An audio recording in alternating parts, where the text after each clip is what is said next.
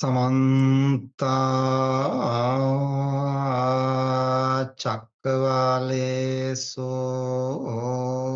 अत्रा गच्छन्तु देवता सद्धम्मं मुनिराजस् सुनन्तो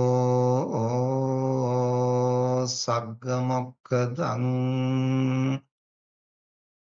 ධම්මස්සවන කාලෝ අයං භදන්තා ධම්මස්සවන කාලෝ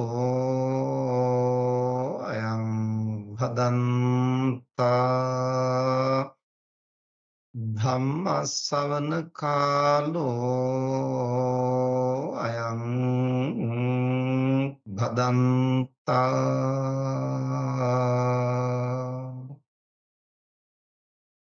නමෝ තස් භගවතෝ අරහතෝ සම්මා සම්බුද්දස්ස නමෝ තස් භගවතෝ අරහතෝ සම්මා සම්බුද්දස්ස නමෝ තස් භගවතෝ අරහතෝ සම්මා සම්බුද්දස්ස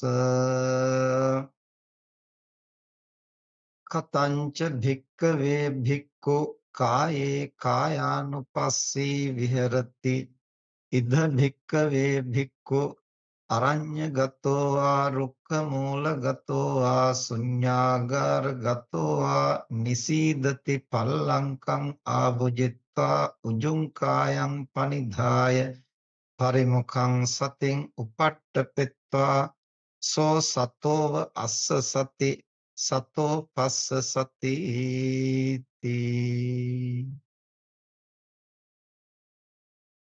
ස්පද්ධාවන්ත එනතුනි අද දවසේ බ්‍රහස්පතින්දා සදහම් මණ්ඩප දේශනාවට සම්බන්ධ වෙන ගෞරවනීය ස්වාමින් වහන්සේලා මෙහෙණින් වහන්සේලා ඇතුළු පින්වත් ඔබ හැම දෙනාටම රත්නත්‍රය ආශිර්වාදය ප්‍රාර්ථනා කරමින් අද දවසට નિયમિત දේශනය ආරම්භ කරන්නට සූදානම් වෙන්නේ අපේ පසුගිය මාසයේ අපි මේ සදහම් මණ්ඩපය දේශනා පෙළෙහි විශේෂ මාතෘකාවක් ආරම්භ කළා සතිපට්ඨාන සූත්‍රය පාදක කොටගෙන සතර සතිපට්ඨාන භාවනාව පිළිබඳව පැහැදිලි කරන දේශනා පෙළ. ඒ පළමු දේශනය අපි පසුගිය මාසෙ සිද්ධ කළා. එහිදී ඒ සතිපට්ඨාන සූත්‍රයේ මූලික හැඳින්වීම. එහිදී බුදුරජාණන් වහන්සේ මේ සතිපට්ඨානයේ වැඩිීමේ අනුසස් එහෙම නැත්නම් වටිනාකම කරුණු ගණනාවකින් පැහැදිලි කරනවා. මේ සතිපට්ඨාන වඩන කෙනාට මේ මාර්ගය එකම මාර්ගයයි කියන බව, ඊළඟට සත්තානං විසුද්ධිය, ශෝක පරිද්දවානං සමතික්කමාය, දුක්ඛ දෝමනස්සානං අත්තංගමාය, ඥායස්ස අධිගමාය, නිබ්බානස්ස සච්චිකිරියයි. මේ කාරණා ටික පැහැදිලි කරලා ඉන් අනතුරුව මේ සතර සතිපට්ඨානය ප්‍රගුණ කිරීම සඳහා සමස්ත සතිපට්ඨාන සූත්‍රයේ පුරාවටම පැහැදිලි කරන මৌলিක ගුණාංග 3. ඒ තමයි ආතාපි, සම්පජානෝ, සතිමා. සිහිය, ප්‍රඥාව සහ වීරිය. ඒ කරුණු 3 පිළිබඳවත් අපි තා සංක්ෂිප්තව පසුගිය මාසේ පළමු දේශනාවේදී පැහැදිලි කළා. යම් කෙනෙක් සතර සතිපට්ඨානය වඩනවා නම් ඒ තැනැත්තා අනිවාර්යෙන්ම මේ අවසානයේ සඳහන් කළ කරුණු 3 ගැන අවධානය පවත්වන්න ඕන. සිහිය, ප්‍රඥාව සහ වීරිය. මොකද සිහියෙන් තොරව සතිපට්ඨානය වඩන්න බෑ. සතිපට්ඨානය කියන්නේම සිහිය පිහිටුවාගෙන කරන භාවනාව. ඒ කායන අයම් භික්කවේ මග්ගෝ කුසල භාවනාවට එකම මාර්ගය සතිපට්ඨානයයි. ඇයි කියන බව අපි පසුගිය මාසේ පැහැදිලි කළා. සති චෛතසිකය කුසල චෛතසිකයක්. ඒක සෝබන සාධාරණ චෛතසිකයක්. ඒතර යම් කුසල් සිතක් මතුවෙනවා නම් අනිවාර්යයෙන්ම එතන සිහිය තියෙන්නට ඕන. සිහිය නැතිනම් සති චෛතසිකේ නැතිනම් ඒකේ තේරුම ඒක කුසල් සිතක් නෙවෙයි කියන එක. එතකොට අකුසල ප්‍රවාහයෙන් අකුසල මාර්ගයෙන් සිත මුදවලා කුසල මාර්ගයේ පිහිටවන්නට කුසලය සිහිපත් කරවන්නට සිහිය ඇති විශේෂ ගුණාංගයක්. ඒ වගේම උපාදානයෙන් සිහිය වෙන් වෙන්නේ කොහොමද කියන කාරණා ඒ සිහිය හඳුනා ගන්නට අත්‍යවශ්‍ය ගති ලක්ෂණ ගණනාවක් අපි පසුගිය දේශනාවේදී පැහැදිලි කළා. ඊළඟට සම්පජඤ්ඤය කියලා කිව්වේ මොකක්ද කියලා පැහැදිලි කළා. බුදුදහමේ තියෙන මৌলিক સિદ્ધාන්ත හඳුනාගෙන මৌলিক સિદ્ધාන්ත ඉගෙනගෙන ඒ સિદ્ધාන්ත වලට අනුව ඒ ලෝක ධර්මතාවයන් විමසා බැලීම. වෙනත් වචනයකින් කියනවා නම් විපස්සනා කියලා කියන්නට පුළුවන්. එහෙම නැත්නම් අපිට ඒක පැහැදිලි කරලා කියනවා නම් බුදුදහමේ මৌলিক સિદ્ધාන්ත තමයි පටිච්ච සමුප්පාදේ හේවත් හේතුඵල ධර්ම න්‍යාය, ත්‍රිලක්ෂණය, චතුරාර්ය සත්‍ය සහ පරමාර්ථ විග්‍රහය. ඒතර ඔය ක්‍රමවලට මේ නාම රූප ධර්මයන් විමසා බලන්නට පුහුණු වීම. එතකොට ඒ තුලින් තමයි සම්පජඤ්ඤය අවදි වෙන්නේ. ඊළඟට ආතාපී කියලා කිව්වේ කෙලස් නසන වීරිය. කෙලස් නසන වීරිය කියන්නේ වීරිය කුසල් සිත්වලත් යෙදෙනවා අකුසල් සිත්වලත් යෙදෙනවා. එතකොට අකුසල් සිතේ යෙදෙනවා කියලා කියන්නේ ලෝභ, ද්වේෂ, මෝහ මුල් කොටගෙනත් වීරිය උපදින්නට පුළුවන්.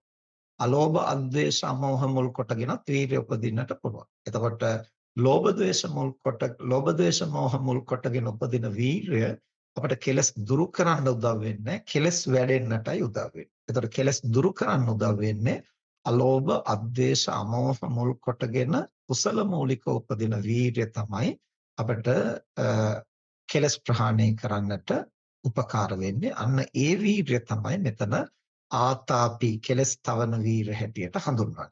දැන් ඔය අපි සංක්ෂිප්ත වශයෙන් පැහැදිලි කළේ පසුගිය පළමු දේශනාවේදී අපි පැහැදිලි කර කාරණා ටිකේ වැදගත්ම කරුණු ටික තමයි අපි සංක්ෂිප්තව මේ නැවත සිහි කැඳවීමක් කළේ. මොකද මාසයකට කලින් අපි මේ දේශනාව කළේ.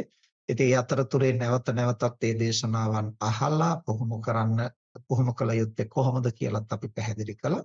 ඒ පුහුණු කළ නොකළ හැම දිනාටම පසුගිය දේශනාව සිහිපත් කර ගැනීම සඳහා තමයි අපි මේ සංක්ෂිප්ත විග්‍රහයක් කළේ.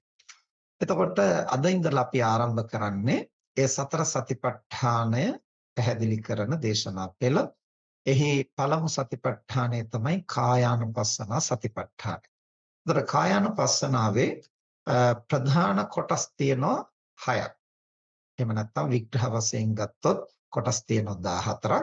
ඒතර ප්‍රධාන කොටස් 6යි කියලා කියන්නේ ආනාපාන සතිය, ඊළඟට ඉරියාපත මනසිකාරය, ඊළඟට චතු සම්පජඤ්ඤය, ඊළඟට පටික්කුල මනසිකාරය, ධාතු මනසිකාරය සහ නවසීවතික. එතකොට ඔය විදිහට ප්‍රධාන කොටස් 6ක් තියෙනවා.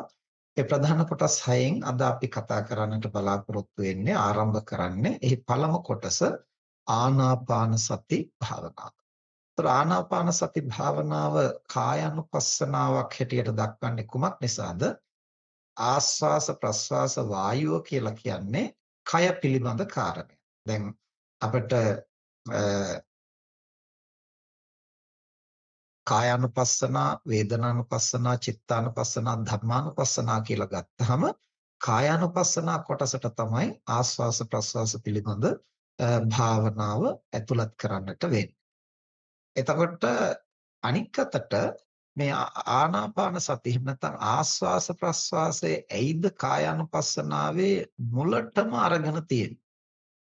මූල කර්මස්ථානය හැටියට බුදුහාමුදුරෝ දේශනා කරන්නේ මොකක් නිසාද? ඒකට හේතුවක් තියෙනවා. කාය සංඛාර හැටියට දක්වන්නේ ආස්වාස ප්‍රස්වාස. කාය සංඛාර කියලා කියන්නේ කය නඩත්තු කරන ප්‍රධාන හේතුව, ප්‍රධාන සාධකය. සංඛාර කියලා කියන්නේ හේතුප්‍රත්‍යයෙන් හට ගන්නා බවනේ. එතකොට ඒ කය කවර ප්‍රත්‍යක් නිසාද නඩත්තු වෙන්නේ පවතින්නේ ආස්වාස ප්‍රස්වාසය නිසා. ඒ නිසා ආස්වාස ප්‍රස්වාසය හඳුන්වනවා කාය සංකාර හැටියට.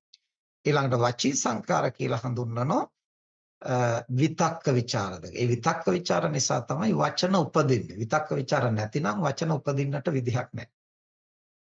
ඊළඟට චිත්ත සංකාර හැටියට හඳුන්වන්නේ සංඥා වේදනා. සංඥා වේදනා දෙක නැත්තම් සිත් උපදින්නට විදිහක් නැහැ. ඒ නිසා තමයි සංඥා වේදිත නිරෝධ සමාපත්තිය. සංඥා වේදිත නිරෝධ සමාපත්තිය කියලා කියන්නේ සංඥා වේදනා දෙක නිරුද්ධ කරන. සංඥාව සහ වේදනා දෙක සම්පූර්ණයෙන් නිරුද්ධ කළාට පස්සේ එතනින් එහාට සිත් උපදින්නට විදිහක් නැහැ. ඊළඟට අසඤ්ඤතලය. අසඤ්ඤතලය කියලා කියන්නේ සංඥා ගන්නෙ නැහැ. ඒතර සංඥා ගන්නෙ නැත්නම් එතන වේදනාව ජනිත වෙන්නට විදිහකුත් නැහැ.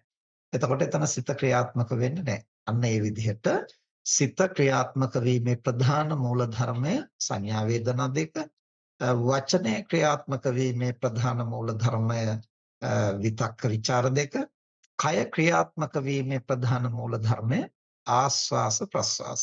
එතකොට මේ කය පිළිබඳ භාවනාවේ ප්‍රථම කර්මස්ථානයේ හැටියට බුදුරජාණන් වහන්සේ දේශනා කරන්නේ කාය සංඛාරය. කාය සංඛාරය කියලා කියන්නේ කය නඩත්තු කරන ප්‍රධාන සාධකය.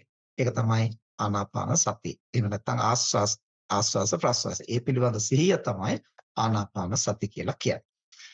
ඊට පස්සේ බුදුරජාණන් වහන්සේ මෙහිදී පැහැදිලි කරනවා කතංච භික්කවේ භික්ඛෝ කායේ කායानुපස්සේ විහෙරති. අහන්නේ කවර ආකාරයෙන්ද යෝගාවචරයා කය කෙරෙහි සිහිය පිහිටුවාගෙන ඒ කායික කොටාසයන් අනුව බලමින් වාසය කරන්නේ කොහොමද? එතකොට අපි පැහැදිලි කළා කායේ කායानुපස්සී විහෙරති කියලා. ඇයිද බුදුරජාණන් වහන්සේ දේශනා කරන්නේ කියලා? කායේ කියලා කිව්වේ කය කෙරෙහි සිහිය පිහිටුවාගෙන කායානුපස්සී කය කෙරෙහි සිහිය පිහිටුවාගෙන තමයි කායානුපස්සනාව වැඩි යුත්තේ.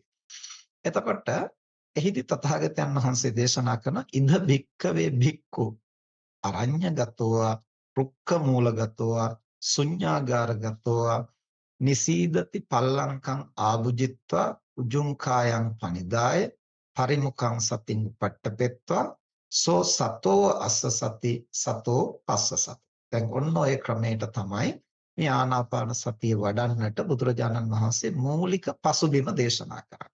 දැන් මේ පැහැදිලි කරන්නේ ආනාපාන සතිය වඩන්නට අපි කොහොමද මේ පසුබිම සකස් කරගන්නට ඕන කියලා. එහිදී ඉද භික්කවේ භික්ඛු මහණෙනි මෙහි ඒ යෝගාවචරයා එතන භික්ඛු කියලා කිව්වට හාමුදුරු ගැන විතරක් නෙමෙයි භික්ෂු භික්ෂුණී උපාසක උපාසිකා කියන සිවණක් පිරිසෙන් කවුරු හරි මේ ප්‍රතිපදාව පුහුණු කරන්නට වෑයම් කරනවා නම් ඒ සියලු දෙනා ඒකට අන්තර්ගත වෙනවා. එතකොට ඒ විදිහේ පොදු අර්ථයකින් බුදුරජාණන් වහන්සේ මෙහිදී ආමන්ත්‍රණය කරා. ඉද භික්කවේ භික්ඛු අරඤ්‍යගතෝ ආරණ්‍යයකට ගිහින් හෝ අරඤ්‍යගතෝ රුක්ඛ මූලගතෝ ගහක් මුලකට ගිහිල්ලා හෝ ශුඤ්ඤාගාරගතෝ ජන ශූන්‍ය යම්කිසි ගෘහයකට ගිහිල්ලා හෝ ශුඤ්ඤාගාරගතෝ නිසීදති පල්ලංකං ආවුජිත්වා පරයන්කෙන් වාඩි වෙනවා. දැන් මේ වචන කිහිපය ගැනත් යමක් කියන්නට ඕන. ඇතම් ස්වාමීන් වහන්සේලාගේ දේශනාවල අපට ඇහිලා තියෙනවා ඇතම් ගිහි භවතුනුත් ඒ විදිහට ඒ අනුව යමින් විග්‍රහ කරන්නට උත්සාහ කරනවා. මේ අරඤ්‍යගතෝ රුක්ඛමූලගතෝ ශුඤ්ඤාගාරගතෝ කියලා බුදුරජාණන් වහන්සේ පැහැදිලි කරන්නේ කැලේට යන්න, ගහක් මුලකට යන්න, ශුන්‍යාගාරයකට යන්න කියලා නෙමෙයි. තමන්ගේ සිත ආරණ්‍යයක් බවට පත් කරගන්න. ඒ කියන්නේ සමස්ත සමාජයෙන් මුදවලා සියල්ලෙන් ඈත් කරලා තමන්ගේ සිත ආරණ්‍යයක් බවට පත් කරගන්න. රුක්ඛ මූලගතෝ ශුන්‍යාගාරගතෝ කියලා කිව්වේ අර සියලු අරමුණු වලින් සිත නිදහස් කරලා සිත හුදකලා කරගන්න කියන කාරණයයි මෙතන කියන්නේ කියලා ඇතම් කෙනෙක් විග්‍රහ කරනවා. එතකොට බුදුරජාණන් වහන්සේ දැන් මේ භාවනාව ආරම්භයේ පිළිබඳව නෙමෙයි කියන්නේ. ඉතින් ඒ විදිහට හිත හුදකලා කරගන්නට පුළුවන් නම් අරමුණු වලින් නිදහස් කරගන්න පුළුවන් නම් ඒ වෙනකොට එතනත්ත සෑහෙන දුරකට මේ භාවනාව ප්‍රගුණ කරපු කෙනෙක් වෙනවා.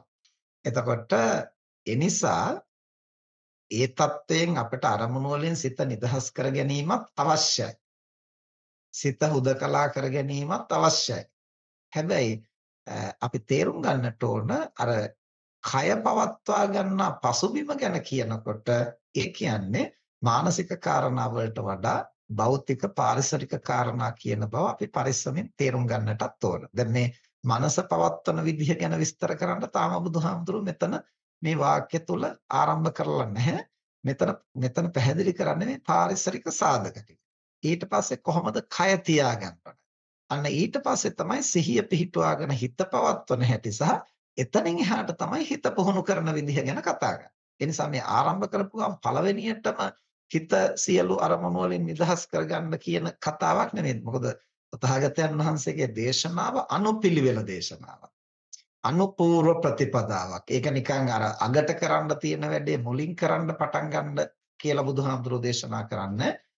අනුක්‍රමයෙන් ඉදිරියට යන ක්‍රමයක් තමයි පැහැදිලි කරන්නේ. ඉතින් ඒක මේ ආනාපාන සතිය පිළිබඳ පැහැදිලි කිරීමේදී ඉතාම හොඳට අපිට පේනවා මූලික වශයෙන් පාරිසරික සාධක, ඊට පස්සේ කය කොහොමද සකස් කරගන්නේ, ඊට පස්සේ කොහොමද සිත පිහිටුවා ගන්න, සිහිය පිහිටුවා ගන්න, ඊට පස්සේ කොහොමද මනස ක්ලේශයන්ගෙන් නිදහස් කරමින් මේ වැඩේ කරන්නේ.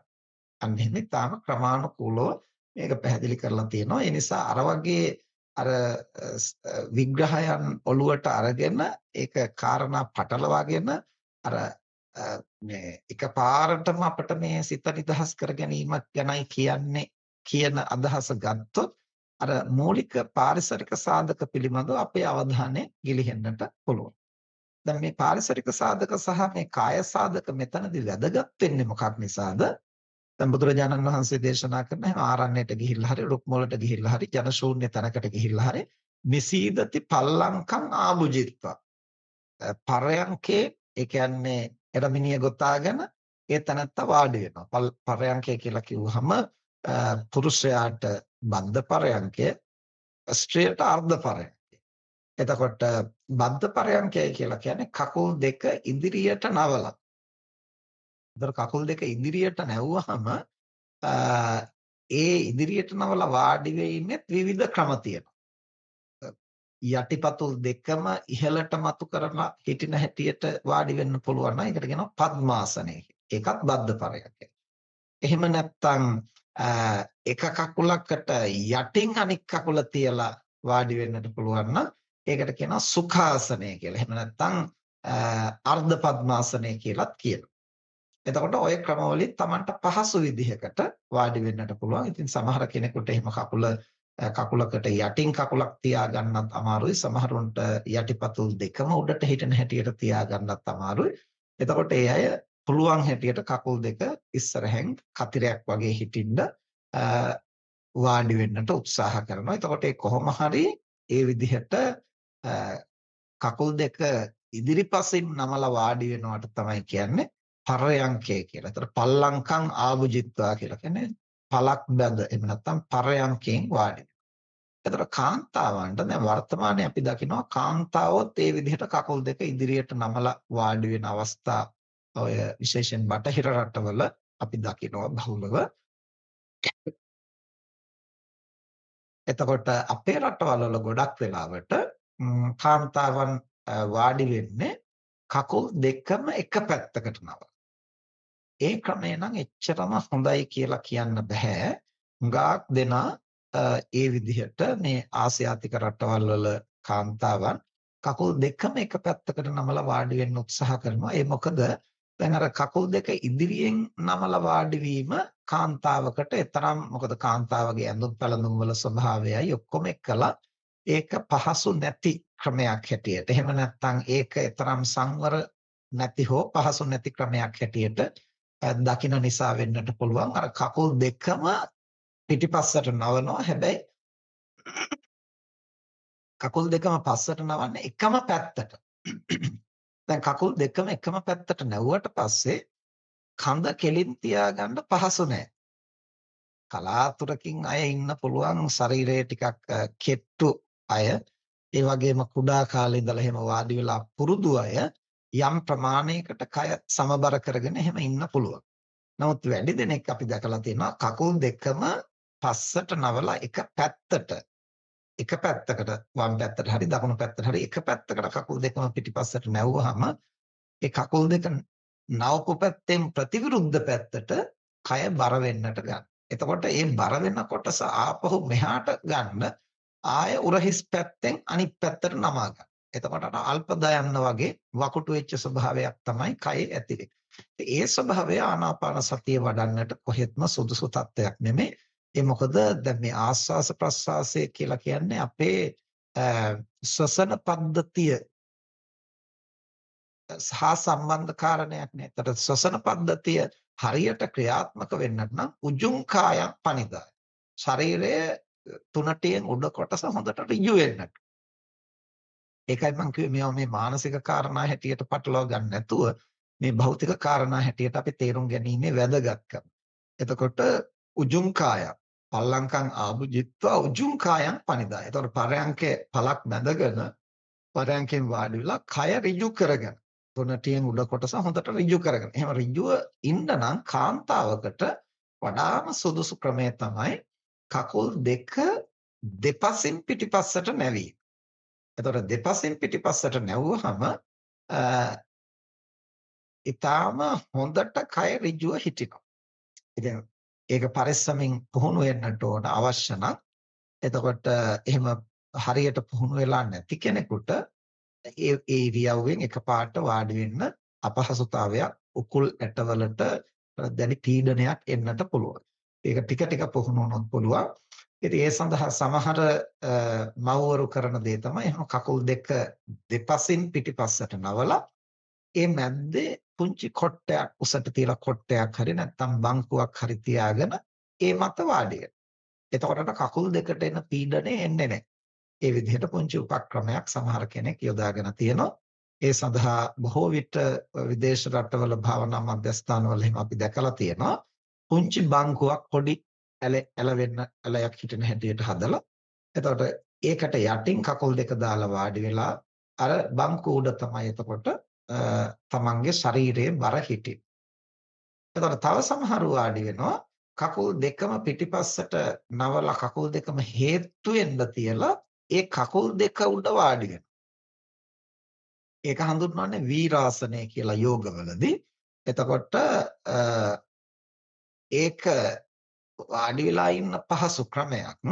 හැබැයි අර සෑහෙන වෙලාවක් ඉන්නකොට තමන්ගේ නහර හිර වෙලා ලේ ගමනාගමනය වෙනස් වෙනවා නම් ඒ ක්‍රමය බොහෝ වේලාවක් ඉන්නට හැම කෙනෙකුටම පහසු නැති වෙන්නට පුළුවන්.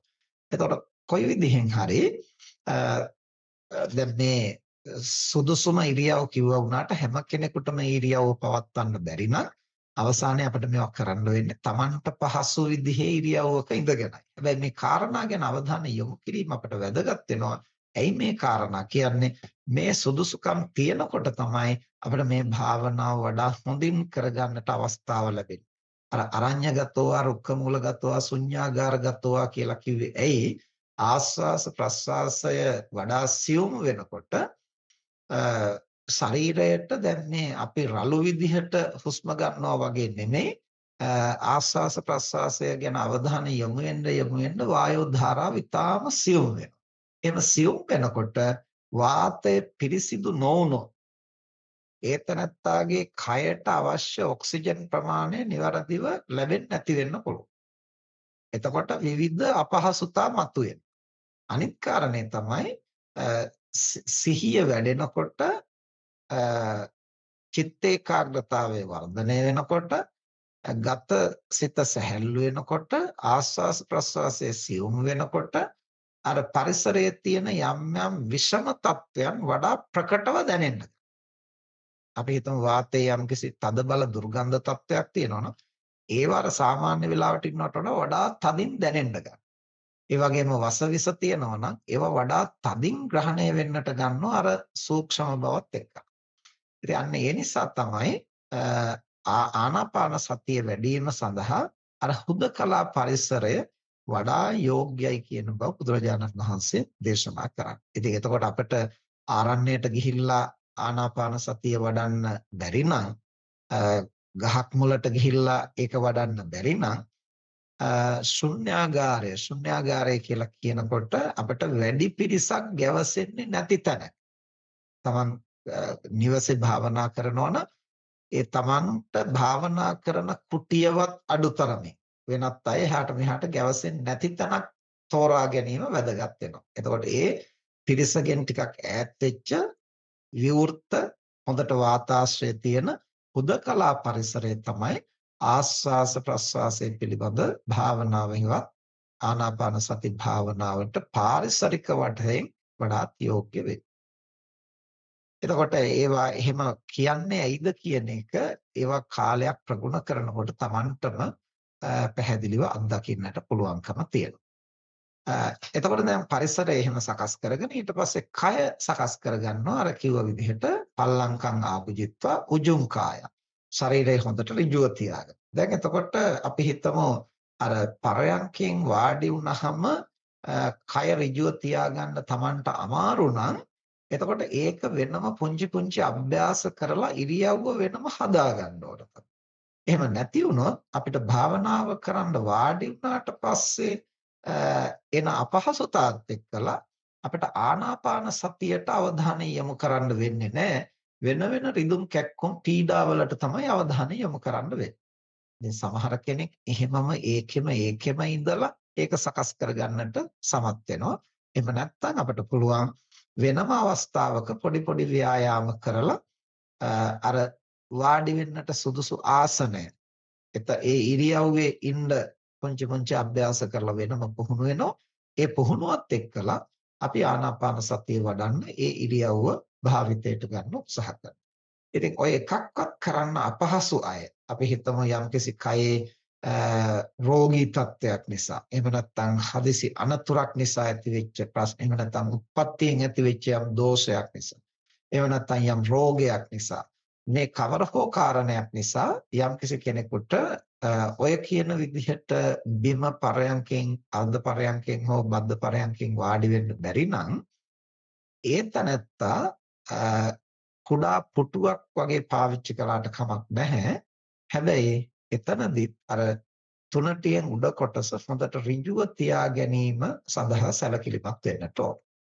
දැන් අපිට ආසනයේට පිට හේතු කරගෙන බිත්තියකට කණුවකට පිට හේතු කරගෙන ඉන්නකොට යම් පහසුවක් දැනෙනවා. හැබැයි පහසුවත් එක්කලාම අපි නොදැනුවත්ව යම් උදාසීන බවකට කය යන්නට පුළුවන්. එතකොට තීන මිද්දේ මතුවීමේ ප්‍රවණතාවය වැඩි. තීන මිද්දේ ඇතිවීමේ ප්‍රවණතාවය වගේම දැන් කයේ මාංශ පේශි අර කණුවට හරි බිත්තියට හරි එහෙම නැත්නම් ආධාරකයට හරි තද වෙලා තියෙන, හිර වෙලා තියෙන. ඒ හිර වෙලා තියෙනකොට අපේ ශරීරයේ අභ්‍යන්තරයේ මාංශ පේශි උනත් යම් ප්‍රමාණයකට පීඩනයට ලක් වෙනවා. ඒතකොට පෙනහළු වලටත් යම් පීඩනයක් එන්න පුළුවන්.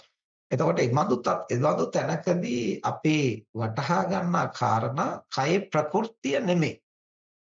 මේ ආනාපාන සති භාවනාවත් එක්කලා ගැඹුරට යනකොට මේකේ ක්‍රියාකාරී යථා ස්වභාවය දකින්නටයි අපි වෑයම් කරන්නේ. මේ සෑම භාවනාවකම අවසානයේ අපි යන්නේ යථාර්ථය තේරුම් ගන්න. මේක ක්‍රියාත්මක වෙන හැටි ඇත්ත ඇති සැටියෙන් දැක ගන්න.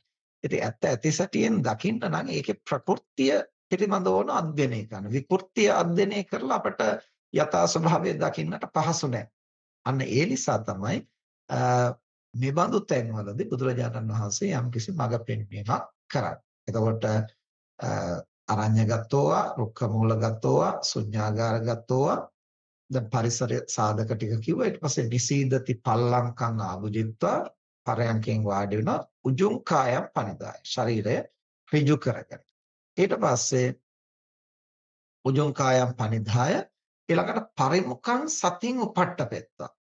පරිමුඛ කියලා කියන්නේ දැන් ආස්වාස ප්‍රස්වාසය අපි නාසිකාග්‍රයෙන්නේ අපට ආස්වාස ප්‍රස්වාසය දැනෙන්නේ. අන්නේ ඉදිරිපස නාසිකාග්‍රේ එහෙම නැත්නම් මූණ ඉදිරිපස ඒ ආස්වාස ප්‍රස්වාසයේ Tamanට දැනෙන තැන අරමුණු කරමින් ඒ ඉදිරිපසෙන් අපේ අවධානය යොමු කරගෙන පරිමුඛං සතින් උපට්ඨපෙත අපේ සිහිය ඉදිරියෙන් පිහිටුවා ගන්නට ඕන. අපි ඉදිරියෙන් ඉඳගෙන බලා ඉන්නකොට අපිට මේ ආස්වාස ප්‍රස්වාස ක්‍රියාවලිය දැනෙන්නාසේ. එහෙම නැත්නම් මේ සිද්ධ වෙන ආස්වාස ප්‍රස්වාස ක්‍රියාවලියට අභිමුඛ කොට සිහිය පිහිටුවා ගන්නට කියන එක මේ කියන්නේ. පරිමුඛං සතින් උපට්ඨපෙත. එතකොට ආනාපාන ආස්වාස ප්‍රස්වාසයේ අභිමුඛ කොට සිහිය පිහිටුවා ගන්න. පරිමුඛං සතින් උපට්ඨපෙත්වා සෝ සතෝ අස්ස සති සත්පස්ස සති. දැන් මේ යෝගාවචරය මේ මූලික සුදුසුකම් ටික සකස් කරගෙන ඊට පස්සේ සිහියෙන් යුක්තව ආස්වාස කරනවා, සිහියෙන් යුක්තව ප්‍රස්වාස කරනවා. දැන් ඔන්න ඔය පැහැදිලි කිරීම ටික සම්පූර්ණයෙන්ම කළේ පාරිසරික සාධක, කායික සාධක සහ මානසික සාධක හරියට අනුපිළිවෙලින් ගොනු කරගෙන අපි කොහොමද ආනාපාන සති භාවනාව નિවරදිව පුහුණු කරන්නට අවතීර්ණ වෙන්නේ කියලා තමයි ඔය කාරණා සියල්ලකගෙන් පැහැදිලි කරේ. ඊට පස්සේ ඒ ආනාපාන සතිය පුහුණු කරන්න ඕන කොහොමද කියලා ඉන් ඉදිරි කාරණාවල තමයි කියන්නේ. දැන් එතකොට මේ ටිකට අපි මෙච්චර කාලේ වේලාව අරගෙන මේ ටික පැහැදිලි කළේ මොකක් නිසාද? අපිට සිත සම්බන්ධව කරන භාවනාවක් තියෙනවා, වේදනාව සම්බන්ධව කරන භාවනාවක් තියෙනවා, ධම්ම මතු කරමින් කරන භාවනාවක් තියෙනවා. ඒවා තමයි වේදනානුපස්සන, චිත්තානුපස්සන, ධම්මානුපස්සන කියලා දක්වන්නේ. මේ කායානුපස්සනාවේදී මේ ආනාපාන සතිය හරිම සුවිශේෂ භාවනාවක්. මොකද මේ තුලින් ගත සිත දෙකම සැහැල්ලු කරනවා. හරියට ආනාපාන සතිය කරන කෙනාට යථාර්ථය අවබෝධ කරගෙන කෙලෙස් නසන්නේ උදව් වෙනවා. ඒ වගේම මේ සමස්ත නාම රූප ධර්මයන්ගේ ක්‍රියාකාරීත්වය අවබෝධ කරගන්න ආනාපාන සතිය තාම පදනම් භාවනාවක් වෙනවා. ඒ නිසා සියලුම සම්මා සම්බුදුරු සම්මා සම්බුද්ධත්වයට පත් වීමේ මූල කර්මස්ථානයේ හැටියට දක්වලා තියෙන්නේ ආනාපාන සතිය. මොකද ඒ ආස්වාස ප්‍රස්වාසයත් එක්කලා ප්‍රවේශ වුණාම ඒ තුලින් මේ සමස්ත ලෝකයේම ක්‍රියාකාරී ස්වභාවය ගැන හොඳ නිවැරදි වැටහීමක් ඇති කරගන්නට ඒක හොඳම මාධ්‍යයක්. එතකොට මේක යම් කිසි කෙනෙක් යම් ප්‍රමාණයකට ප්‍රගුණ කරනවා නම් ඒ තැනත්තාට ලෞකික වශයෙන් කායික මානසික සැහැල්ලුව ඉතා ඉක්මනට ඇති කරගන්න. දැන් බටහිර ලෝකේ සමහර වෙලාවට මානසික පීඩාකාරී තත්ත්වයන්, ඒ කියන්නේ ස්ට්‍රෙස් තත්ත්වයන් අවම කරන්නට රිලැක්සේෂන් එක්සර්සයිස් එකක් නැත්නම් ඉහිලු කිරීමේ අභ්‍යාස හැටියට ප්‍රධාන වශයෙන් කියා දෙන ක්‍රමයක් තමයි මේ ආස්වාස ප්‍රස්වාසයේ කෙරෙහි අවධානය යොමු කරගෙන ගතසිත සැහැල්ලු කරගන්නා ක්‍රමය. එතකොට ඒකෙන් අපිට බොහොම ඉක්මනට ගතසිත දෙපැත්තම සැහැල්ලු කරගන්න පුළුවන්. දැන් ඇත්තටම සමහර වෙලාවට අපි අත්දැකලා තියෙනවා අපේ මනෝභාවයන් සංසුන් වුණාට කය සංසුන් වෙන්නේ නැත්නම් ආපහු අර මනෝභාවයන් මතුවෙන්න හේතුවක්. උදාහරණයක් ඇටියට ගත්තොත් අපි හිතමු යම්කිසි දෙයකට අපි එකපාරට බය වෙච්ච ගමන් ඇතුළත ආස්වාස ප්‍රස්වාසය හෘද ස්පන්දනය ඔක්කොම ව්‍යාකූල වෙනවා. ඒක අධිවේගයකටපත් වෙනවා. ඊට පස්සේ අපි එසැනින්ම වටහා ගන්නවා ඒ බය වුනේ නිකන් බොරු දෙයකට, ඒ කියන්නේ මම මේ මනසින් මවාගත්තු කාරණයකට එතන එහෙම එකක් නැහැ කියලා අපිට හොඳටම පැහැදිලි වෙනවා. ඒ පැහැදිලි වුණාම මනසේ කම්පනය දුරු වෙනවා. මනසේ කම්පනය දුරු වුණාට අර කයේ ඇතිවෙච්ච කම්පනය සෑහෙන වෙලාවක් යනකම් ඒ වෙහෙස අපිට දැනෙන්නට ගන්නවා. කය සංසුන් වෙන්නට ටික වෙලාවක් යනවා.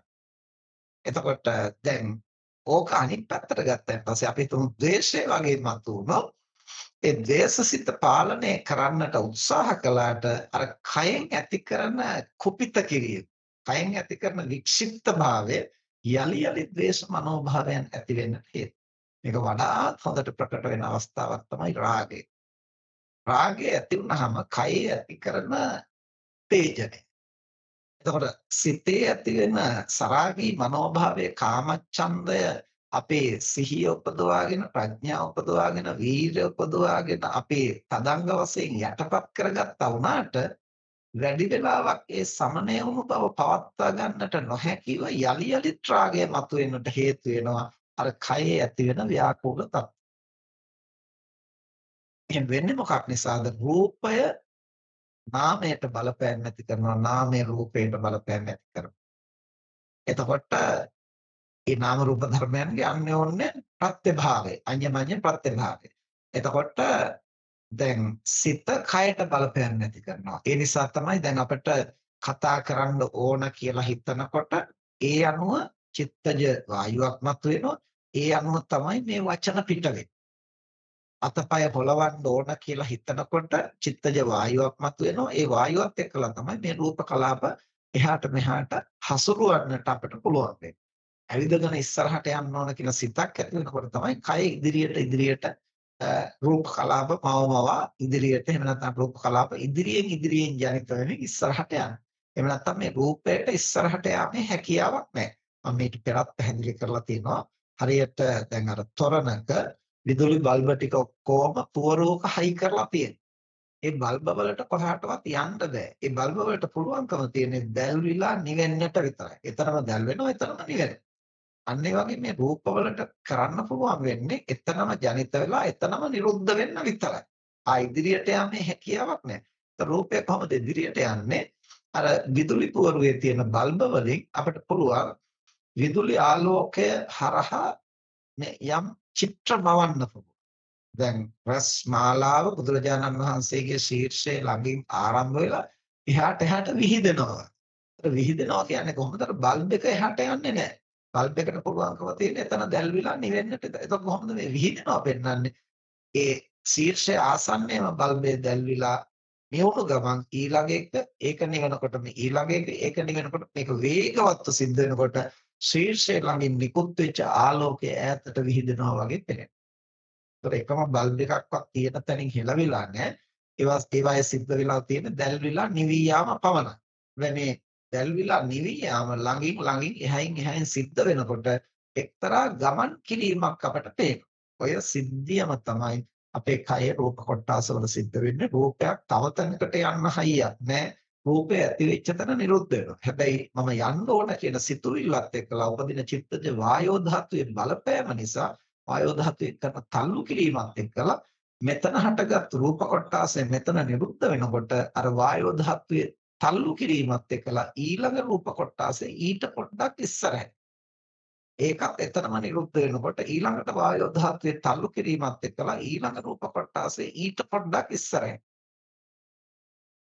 එතකොට අර බල්බය එතනම දැල්විලා එතනම නිවුණට එහයින් තියෙන බල්බ් දැල් වෙනකොට ආලෝකයේ ඉදිරියට යනවා කියලා පේනවා වගේ රූප කොටාස ඉදිරියෙන් පහළ වෙලා නිරුද්ධ වෙනකොට අපිට කය ඉදිරියට යන බව පේනවා දැනෙනවා. එතකොට දැන් මේ සිත රූපයට බලපෑම් කරන හැටි.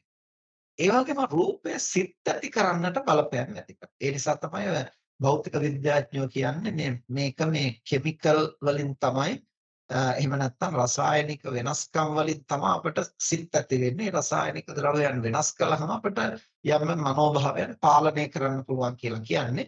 ඒගොල්ලෝ එක පැත්තක් දකිනවා. ඒ මොකද්ද මේ භෞතික වූ රූපය කොහොමද සිතට බලපෑම් ඇති කරන්නේ? දැන් උදාහරණයක් හැටියට ගත්තන් පස්සේ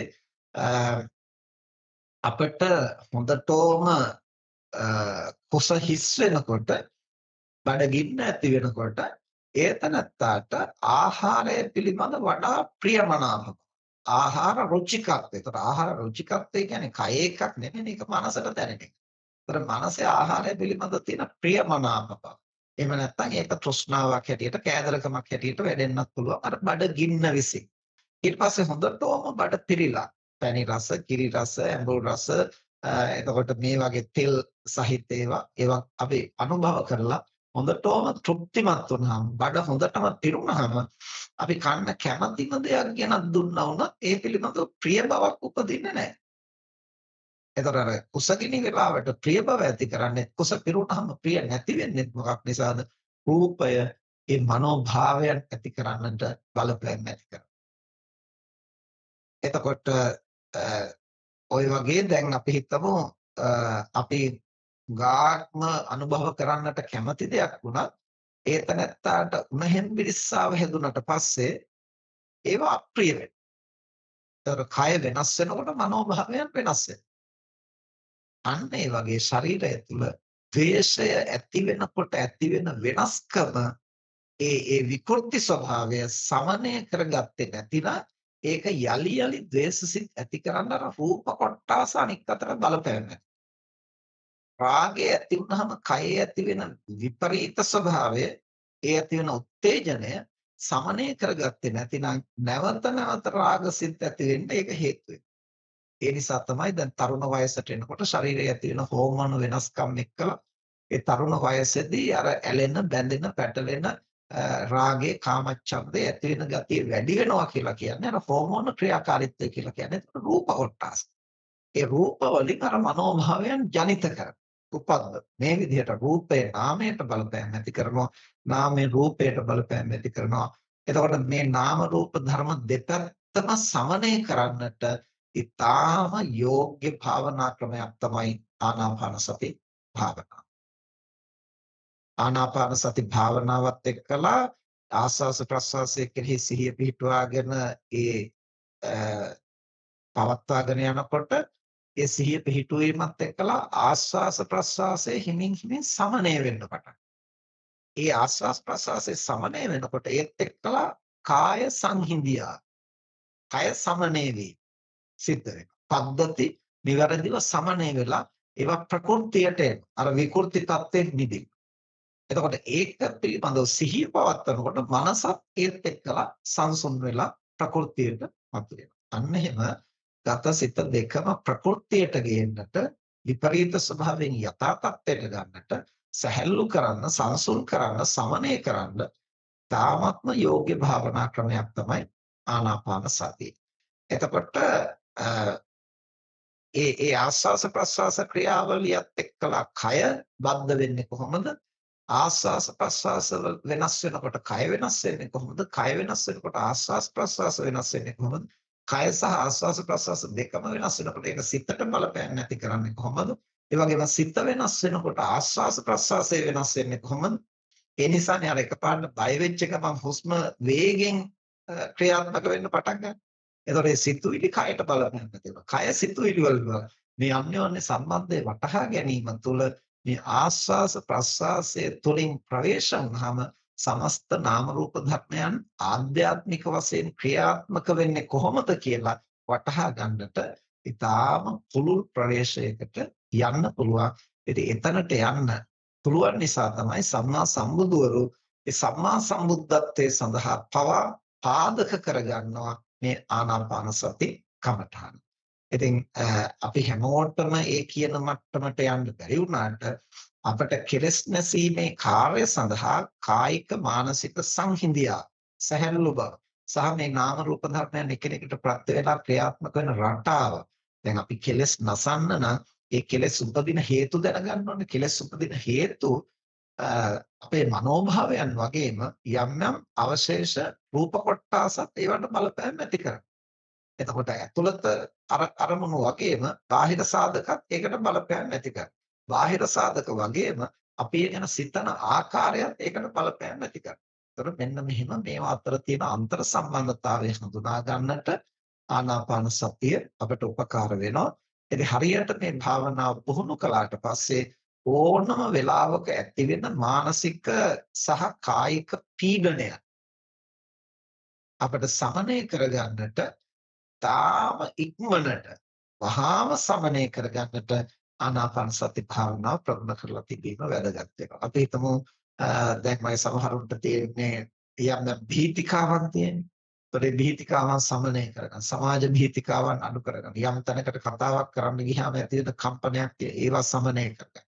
එතකොට යමක් අපිට වැඩ ගොඩක් වැඩි වෙනකොට අපිට බරපතල විදිහට මානසික පීඩනයක් ඇති වෙනවා, ස්ට්‍රෙස් මතුවෙනවා. එතකොට ඒක සමනය කරගන්න. එතකොට මේ ඕනම කාරණයකදී ගත සිත තාම ඉක්මනින් සැහැල්ලුවටපත් කරගන්න ආනාපාන සතිය උදව් වෙනවා. මේ අපි කතා කළේ ඒකෙන් ලැබෙන ප්‍රාථමික ප්‍රයෝජන. ඉතින් ඒ සඳහා නෙමෙයි අපි ආනාපාන සතිය ප්‍රගුණ කරන්නේ, සිහිය පුහුණු කරන්නට.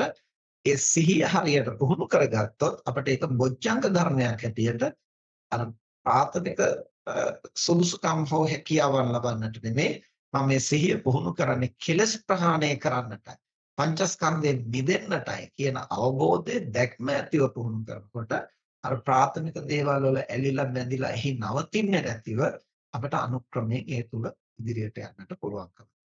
එතකොට දැන් බුදුරජාණන් වහන්සේ පරිසරය මෙතනදී සකස් කරගන්න ඕන විදිහ, ඊට පස්සේ කය සැකසෙන්න ඕන විදිහ, ඊළඟට හිත පිහිටුවා ගන්න ඕන විදිහ පැහැදිලි කරනවා.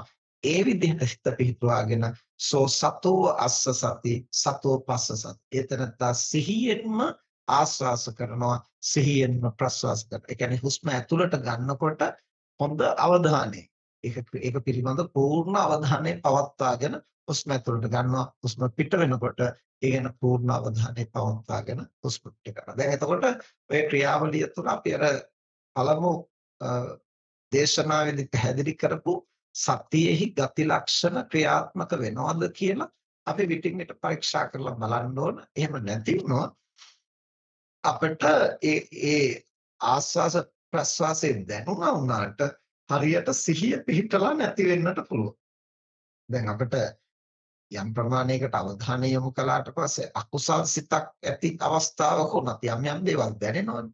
අපි හිතමු රාගයෙන් ඉන්න වෙලාවක, ද්වේෂයෙන් ඉන්න වෙලාවක, මෝහයෙන් ඉන්න වෙලාවකත් අපිට ආස්වාස් ප්‍රස්වාසයේ යම් ප්‍රමාණයකට දැනෙනවනේ අවධානය යොමු කළා. එතකොට ඒ නිසා සිහියෙන්ද අපි මේ ආස්වාස් ප්‍රස්වාසයේ දිහා බලන්නේ. එහෙම නැත්නම් සිහියෙන් තොරවද? ඒක තේරුම් ගන්න සතියෙහි ඒ අදාළ ගති ලක්ෂණ තේරුම් අරගෙන ඒ ගති ලක්ෂණ මෙතන තියෙනවද කියලා යලි යලි පරීක්ෂා කරලා බලන්න ඕන. ඒ විදිහට ඊළඟට බුදුරජාණන් වහන්සේ දේශනා කරන ආකාර හතරකින් අපි කොහොමද මේ ආස්වාස ප්‍රස්වාසයේ පිළිබඳ සිහිය පුහුණු කරන්නේ?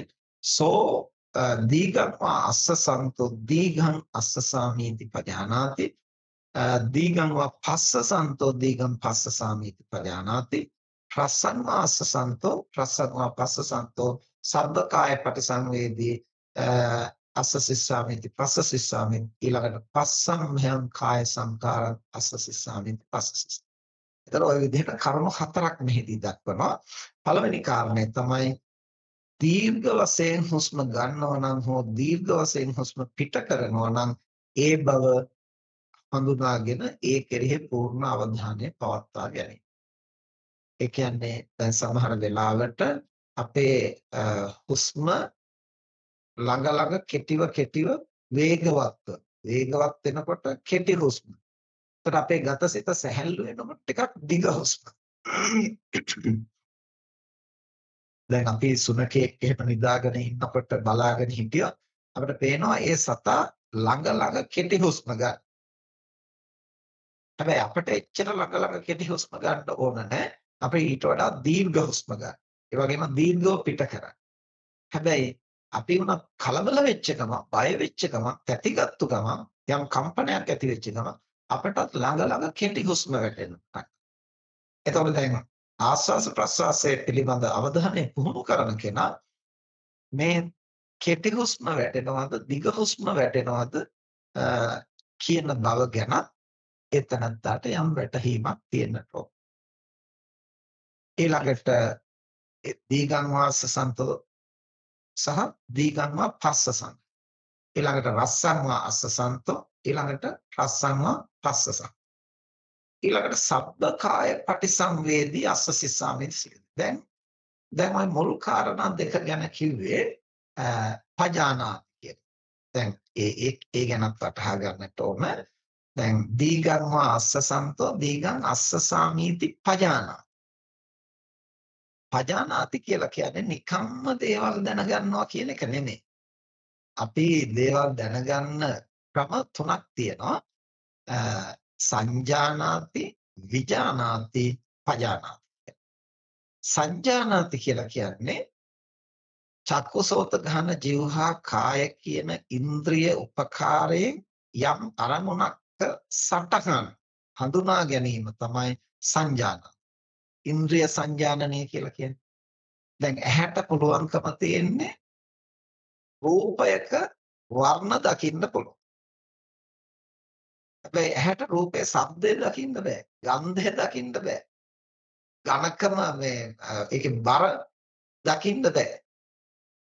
ඇහැට පුළුවන්කම තියෙන්නේ වර්ණය දකින්නට පමණයි. ඒ වර්ණයෙන් පුළුවන් ඇහැට දුර, ළඟ, උස, මිටි, මහත, ඝනත්වය, ගැඹුර මේ වගේ කරුණුත් වටහා ගන්න පුළුවන්. ඒවත් අර වර්ණය තුලයි ඇති වෙන්නේ. දැන් උදාහරණයක් හැටියට ගත්තොත් කඩදාසියක අපට චිත්‍රයක් අඳින්න පුළුවන් ගැඹුරක් පේන හැටිය, උසක් පේන හැටිය, පළලක් පේන හැටිය, මහත පේන හැටිය, ඝනකම පේන හැටිය ත්‍රිමාන විදිහට පින්තූර අඳින්න පුළුවන්.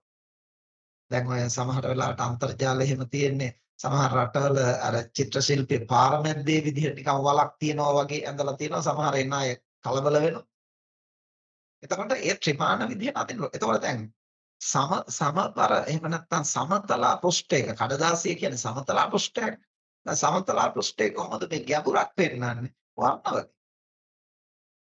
එහෙනම් ඇත්තටම අපිට ඇහැට යමක දිග පළල උස මහත පේනවා වගේ හිතුණට අපිට පෙනෙන්නේ වර්ණ ධාතුව පමණයි. ඒ වර්ණ ධාතුවේ උස් පහත් වීම මත තමයි අර ත්‍රිමාන ගතිය අපිට ග්‍රහණය වෙන්නේ. ඒකවල ඇසෙන් කරන්න පුළුවන් වර්ණය දැකීම පමණයි. එතකොට ඒ නිසා සංජානාති සංඥාව පිළිබඳව සංජානාති කියලා කියන්නේ සංඥාව ගන්න. ඒතර සංඥාව මේ නිල් පාට, මේ කහ පාට, මේ රතු පාට ආදී වශයෙන් මේ සංඥාවන් පිළිබඳව ධර්මයේ පැහැදිලි කරනවා. එතකොට හඬ හැටියට කනින් ගන්නට පුළුවන් ශබ්දය. එතකොට මේ ශබ්දයේ තීව්‍රතාවය අඩු වැඩි බව, මිහිරි බව, කටුක බව ඒ වගේ ශබ්දයක් එක්කලා හඳුනා ගන්න. ගන්ධය, ගන්ධේ සුගන්ධ, දුර්ගන්ධ ආදී වශයෙන් තීව්‍ර අඩු වැඩි ඒ විදිහට දැනගන්න. ඊළඟට රසය, ඊළඟට පොට්ටබ්බය. ඔය විදිහට ඉන්ද්‍රියන්ගෙන් අපි යම්කිසි අරමුණක සටහන් හඳුනා ගන්නවට කියනවා සංජානනාත් කියලා. ඒක තමයි ලෝකේ වටහා ගැනීමේ ප්‍රාථමික මූලික අවස්ථාව. මූලික ක්‍රමය. එහෙම නැත්නම් මතු පිටින් හඳුනා ගන්න ක්‍රම. ඊළඟට සිතින් ස්පර්ශ කරලා හඳුනා ගන්නකොට විජානාති. දැන් කෙනෙකුට තර්කයක් ඇති වෙන්න පුළුවන්. ඉතින් ඉන්ද්‍රයන්ගෙන් හඳුනාගන්නේ සිතින් නේද කියලා. නැත්නම් මේ ඇහැට විතරක් රූප දකින්න බෑනේ. සිත ඕනනේ. හැබැයි සිත ඕන තමයි සිතෙන් තමයි අරමුණ හඳුනාගන්නේ. රූපය දකින්නෙත් වර්ණය දකින්නෙත් සිතෙන් තමයි. හැබැයි ඒක අර චක්කු නැමැති ඉන්ද්‍රිය උදව් කරගෙනයි දකින්නේ. ඒ නිසා තමයි ඒක විශේෂ වෙන්නේ. ඒ චක්කු ඉන්ද්‍රිය නැතිනම් ඒ තැනත්තාට අරක දකින්න පහසු නෑ. මනස දියුණු කරපු කෙනෙකුට ඒක පුළුවන්. දැන් ප්‍රාථමික වශයෙන් අපි ඉන්ද්‍රයන්ගෙන් දේවල් හඳුනා ගන්නවා. ඒකට කියනවා ඉන්ද්‍රිය සංජානනයයි. ඒකට තමයි සංජානාති. විජානාති කියලා කිව්වේ විඥානේ ස්පර්ශ කරලා. ඒක සුඛ, දුක්ඛ, උපේක්ඛා ආදී වශයෙන් අපි ඒක ස්පර්ශ කරලා යම්කිසි රසයක් හඳුනා ගන්නවා. මේ අරමුණේ ස්වභාවය අපි සිතින් වටහා ගන්න ගතිය. ඒකට තමයි විජානාති. පජානාති කියලා කියන්නේ ප්‍රඥාවෙන් වටහා ගැනීම. මොකද අර සංඥාවෙන් සහ විඥාණයෙන් අපිට කිසිම දෙයක යථා ස්වභාවය වටහා ගන්න බෑ. ඇයි සංඥාවෙන් අපිට හඳුන්වා දෙන දේ හරිද නැද්ද කියලා අපි දන්නේ නැහැ. විඥාණයෙන් අපිට හඳුන්වා දෙන දේ හරිද නැද්ද කියලා අපි දන්නේ නැහැ. මේක හොඳට අපිට පැහැදිලි වෙනවා විපල්ලාස සූත්‍රයේදී බුදුරජාණන් වහන්සේ දේශනා කරන සංඥා විපල්ලාස, චිත්ත විපල්ලාස, දිට්ඨි විපල්ලාස. සංඥා විපල්ලාස කියලා කියන්නේ අර ඉන්ද්‍රයන්ගෙන් හඳුනා ගන්න විදිහ වරද්දලා හඳුනා ගන්න. ඇහැට රූපයක් පේනකොට ඒ පෙනුණු දේ අමනුෂ්‍යයේ හොල්මනක්ය ආදි වශයෙන් හඳුනා. දැන් අපි අර පසුගිය සතියේ පසුගිය මාසේ වැඩසටහනේදී අපි කිව්වේ අර ඕස්ට්‍රේලියාවේම මහත්මයෙක් තමන්ගේ කාර් එක රාත්‍රියේ මධ්‍යම රාත්‍රියේ පදවගෙන යනකොට ආලෝකය ළඟ තිබුණු සුදු යකඩ වැටකට වැදිලා ඒකේ පරාවර්තනයත් එක්කලා සුදු පාට උස කාන්තාවක් කාර් එක හරහා පැනනා වගේ දැක්කයි කියලා. දැන් එතකොට ඒ ඇසින් ඒ අරමුණ හඳුන්වලා දීපු විදිහ. ඒතර ඒක ඇත්තක් නෙමෙයි. පස්සේ හිමින්සරේ කාර් එක ගිහිල්ලා බලනකොට තමයි මේ වෙච්ච සිද්ධිය හඳුනගන්නේ. එතකොට දැන් මේ ඇත්තක් නොවන දෙයක් ඇත්තක් වගේ වැරදි විදිහට සංඥාවක් ඇති කරනවා. අන්න සංඥා විපල්ලාස. ඒ සංඥා විපල්ලාසය ඇති වෙච්ච ගමන් චිත්ත විපල්ලාස. ඊට පස්සේ මනෝභාවය වරදිනවා. එයි දැන් බය වෙන්නට දෙයක් නැහැ. හැබැයි භීතිය නැමැති මනෝභාවයක් උපදිනවා අර විකෘති සංඥාව. දැන් එතකොට ඉන්ද්‍රියෙන් හඳුනාගත්තු විදිහත් වැරදි. ඒ කියන්නේ සංඥාවත් වැරදිලා. සිතින් හඳුනාගත්තු විදිහත් වැරදි. ඒ කියන්නේ විඥානයත් වැරදි. ඒ නිසා සංජානාති විජානාති කියන දෙක නිර්වාණ ගාමිනී මාර්ගයේදී අපිට යථාර්ථය අවබෝධ කරගන්න උදව් වෙනවා විනා එය යථාර්ථයේ හැටියට ගන්න බෑ. යථාර්ථය හඳුනා ගන්න උදව් වෙනවා කියන්නේ අපිට ඉන්ද්‍රිය නැතුව සිත නැතුව මේ යථාර්ථය වටහන්නත් බෑ. එහෙනම් ඇහැ වැඩක් නැහැ, කන වැඩක් නැහැ, මට මේ කන එපා, මට මේ ඇහැ එපා. එහෙම කියලා ලෝකේ යථාර්ථය දකින්න බෑ ඇහැ කන නැතුව. මේ සිත නිසා මේ සිත ඔක්කොම නිකන් මායාකාරයක් වගේ එක එක මේ නැති දේවල් මවනවා. බුදුහාරෝ දේශනා කරන මායෝපමංච විඥානයි. සිත කියන්නේ මායාකාර. එහෙනම් මේ සිත නැති එකමයි හොඳ. ඉතින් එහෙම වුණොත් අපිට ඉතින් අර අසඤ්ඤ තලයේ තමයි උපදින්නට වෙන්නේ. සිත තමයි මේ සියලු මායාවන් මවලා රවට්ටන්නේ. හැබැයි එහෙම කියලා සිත නැතුව මේක අවබෝධ කරගන්න බෑ. ඒ නිසා අපට ඉන්ද්‍රිය පද්ධතිය සහ සිත අත්‍යවශ්‍යයි. ඒ නිසා තමයි මනුෂ්‍ය ලෝකයේ මේ පුහුණුව කරන්න සුදුසුම තැන කියලා කියන්නේ. ඇයි මේ මනුෂ්‍ය ලෝක ශක්තිමත් හිතක් තියෙනවා. තාම තීව්‍ර ඉන්ද්‍රිය පද්ධතියක්. මේ ටික නැතුව මේ වැඩේ කරන්න බෑ. හැබැයි ඒ ටිකෙන් අරන් දෙන හැමදේම ඇත්තයි කියන එක නෙමෙයි එකෙන් කියන්නේ. ඒවෙන් ගොඩාක් අපිට වැරදි සංඥා වැරදි සංජානනයන් ඇති කරලා දෙනවා. හැබැයි ඒ වැරදියට හරි අරන් දෙන එක උදව් කරගෙන තමයි නිවැරදි දේ දකින්නට අපිට මනස පුහුණු කරන්න පුළුවන්. නිවැරදි දේ දකින්න ඕන කොහොමද? අර ඇසින් අරන් දීපු පමණටම මනසට දැනුණු පමණටම ඒක හරි ඒ විදිහටමයි කියලා ග්‍රහණය කරන්නේ නැතුව විමසා බලන්න. අන්න අපි පසුගිය දේශනාවේදී පැහැදිලි කළා සති සම්පජඤ්ඤය ඕන වෙන්නේ ඒක. ඒතර සති සම්පජඤ්ඤය විමසවන්නේ කොහොමද විමසවන්නේ? සිහියෙන් අර අකුසලයෙන් මුදවලා කුසලයේ පිහිටවනවා. උපාදානයෙන් මුදවලා ඒ අවස්ථාවේ පවතින ස්වභාවයට පූර්ණ අවධානය යොමු කරනවා. ඊට පස්සේ සම්පජඤ්ඤේ මේක හේතුඵල වශයෙන් විමසා බලනවා, ත්‍රිලක්ෂණ වශයෙන් විමසා බලනවා, චතුරාර්ය සත්‍ය වශයෙන් විමසා බලනවා, පරමාර්ථ වශයෙන් විමසා බලනවා. ඒ විවිධ ක්‍රම වලින් විමසා බලනකොට තමයි අන්න සති සම්පජඤ්ඤයෙන් විමසා බලනකොට පජානා. ඊට පස්සේ තමයි නිවැරදි අවබෝධය. දැන් අර මහත්මයා කාර්යකේ යනකොට එක පාටම දැකපු දේත් එක්ක සංඥා විකෘති වුණා. ඒකත් එක්කලා භීතිය ඇති වුණා. ඒතකොට මනෝභාවයත් විකෘති වුණා. දැන් සංඥාවත් විකෘති, විඥානයත් විකෘති. හැබැයි එතනින් නැවතුණා නම් දෘෂ්ටියත් විකෘති වෙනවා.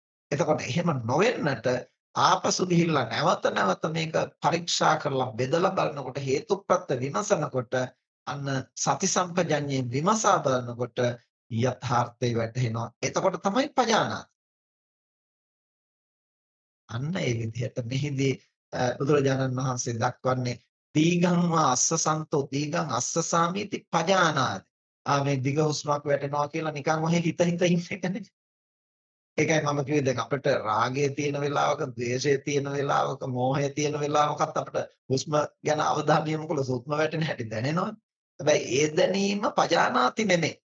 සති සම්පජඤ්ඤය පිහිටුවාගෙන එතන සිද්ධ වෙන සමස්ත ක්‍රියාවලියට අවධානය යොමු කරනකොට තමයි අපට ඒ ක්‍රියාවලියෙහි යථා ස්වභාවය ටික ටික ප්‍රත්‍යක්ෂ වෙන්නට වැටහෙන්නට ගන්න. ඒක ස්වභාවය.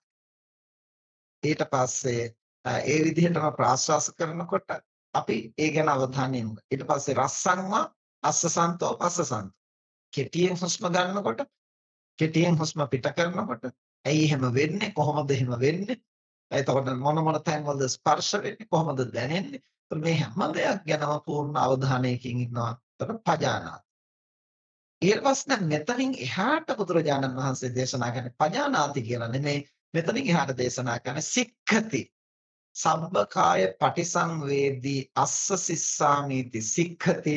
සබ්බකාය පටිසංවේදී පස්ස සිස්සාමීති සික්ඛති. සික්ඛති කියලා කියන්නේ දැන් ඉබේ වැටහෙනවා නෙමෙයි. තමන් උත්සාහයෙන් වටහා ගන්නවා. හික්මෙනවා. ඒ කියන්නේ දැන් වැඩි අවධානයක් යොමු කරලා දැන් මෙතෙක් නොතිබිච්ච කුසලතාවයක් මතු කරගන්න. මෙතෙක් ඒක එහෙම දැනෙලා නැහැ. දැන් මෙතන ඉඳන් සති සම්පජඤ්ඤයෙන් අපි මේ කුසලතාවය දියුණු කරගන්න උත්සාහ කරනවා. ඒක තමයි සික්ඛති කියලා. ඒතර සබ්බ කාය පටිසංවය. මෙතන කාය කියලා කියන්නේ ආස්වාස ප්‍රස්වාසයේ මොකද ඒක කාය කොටාසයක්. ඒ වගේම කාය සංඛාර. ඒ නිසා ඒක ඍජුවම කාය කියලා අරගෙන තියෙනවා. සබ්බකාය සමස්ත ආස්වාස ප්‍රස්වාසය සබ්බකාය පටිසංවේදී පටිසංවේදී කියලා කියන්නේ සිහියෙන් අරමුණු කරමින් සබ්බකාය පටිසංවේදී අස්ස සිස්සාමීති සික්ඛති සමස්ත ආස්වාස ක්‍රියාවලියම සමස්ත ආස්වාස වායෝ ධාරාවම අරමුණු කරමින් හුස්ම ගන්නට පුහුණු වෙන හික්මෙන් ඊළඟට සබ්බකාය පටිසංවේදී පස්ස සිස්සාමීති සික්ඛති සමස්ත ප්‍රස්වාස වායෝ ධාරාවම යන අවධානය යොමු කරමින් හුස්ම පිට කරන්නට පුහුණු වෙනවා. ඇයි ඒ පුහුණු වෙනවා? දැනට අපි එහෙම කරන්නේ නැති නිසා. මේක අතිරේකව උත්සාහ කරලා සති සම්පජාඤ්ඤය උපදවාගෙන උත්සාහයෙන් ඒ විදිහට මනස පුහුණු කරනවා. එතකොට ඒකෙන් අදහස් කරන්නේ හුස්ම ගැනීම උත්සාහයෙන් කරනවා කියන එක නෙමෙයි. හුස්ම ගැනීම පිට කිරීම උත්සාහයෙන් කරන්න ගියොත් ඒක ආනාපාන සතිය නෙමෙයි. ඒක අර යෝගී භාවනාවල කියන ප්‍රාණයාම. එතකොට මේ හික්මනවා කියන්නේ උත්සාහයෙන් කරනවා කියන්නේ හුස්ම ගන්න එක නෙමෙයි. හුස්ම ගැනීමේ ක්‍රියාවලිය පිළිබඳ පූර්ණ වශයෙන් අවබෝධ කරගන්නට උත්සාහ කරනවා. ඒක පටලවා ගන්න එපා ඒක. හුස්ම ගැනීම උත්සාහයෙන් කරන්න ගියොත් ආනාපාන සති නෙමෙයි. එතන ආස්වාස ප්‍රස්වාසය පිළිබඳ අභ්‍යාසය. ඒක ආනාපාන සතිය නෙමෙයි. ආනාපාන සතිය කියන්නේ ස්වභාවිකව හුස්ම වැටෙන්න ඉඩ හරින. උත්සාහයෙන් හුස්ම ගන්න. ඒ ස්වභාවිකව හුස්ම වැටෙන්න ඉඩ හැරලා එහි ක්‍රියාකාරීත්වය පරිපූර්ණ වශයෙන් අවධානය යොමු කරලා හඳුනා ගන්නට උත්සාහ කරනවා. ඒ සඳහා මනස පුහුණු කරනවා. දැන් මේකට සමහර ආචාර්යවරු මඟ පෙන්වනවා හුස්ම ඇතුළට ගන්නකොට මුල මැද අග වශයෙන් ඒකේ අවස්ථා තුනක් සිහි කරන්න උත්සාහ කරනවා. ඒක කලක් කමක් නැහැ. හැබැයි මුල මැද අග කියලා අමුතුවෙන් අපි ගත්තේ නැති වුණාට හුස්ම ටික ඇතුල් වෙන්න පටන් ගත්ත තැන ඉඳලා නාසිකාග්‍රයෙන් ඇතුල් වෙලා සමස්ත කය පුරා කාලයක් මනස පුහුණු කරනකොට අපිට දැනෙන්න ගන්නවා හුස්ම ටික නහයෙන් ඇතුල් වුණාම හිස් මුදුනේ ඉඳලා පාදාන්තය දක්වා සමස්ත කය ඇතුලේ මේ වායෝ ධාරාව විහිදිලා යන ආකාරය. මේක හරියට අපි බැලුමකට හුලම් පුම්බනකොට බැලුමට හුලම් පිඹින්නේ අර බැලුමේ පොඩි කටෙන්නේ. කටෙන් හුලම් ටික පිම්බට මුළු බැලුමම පිම්බෙනවනේ. කටෙන් තමයි අර පොඩි බැලුමේ පුංචි කටෙන් විතරයි හුලං ඇතුළට යන්නේ. ඒකෙන් විතරක් ඇතුළට ගියාට සමස්ත පිම්බෙනවා.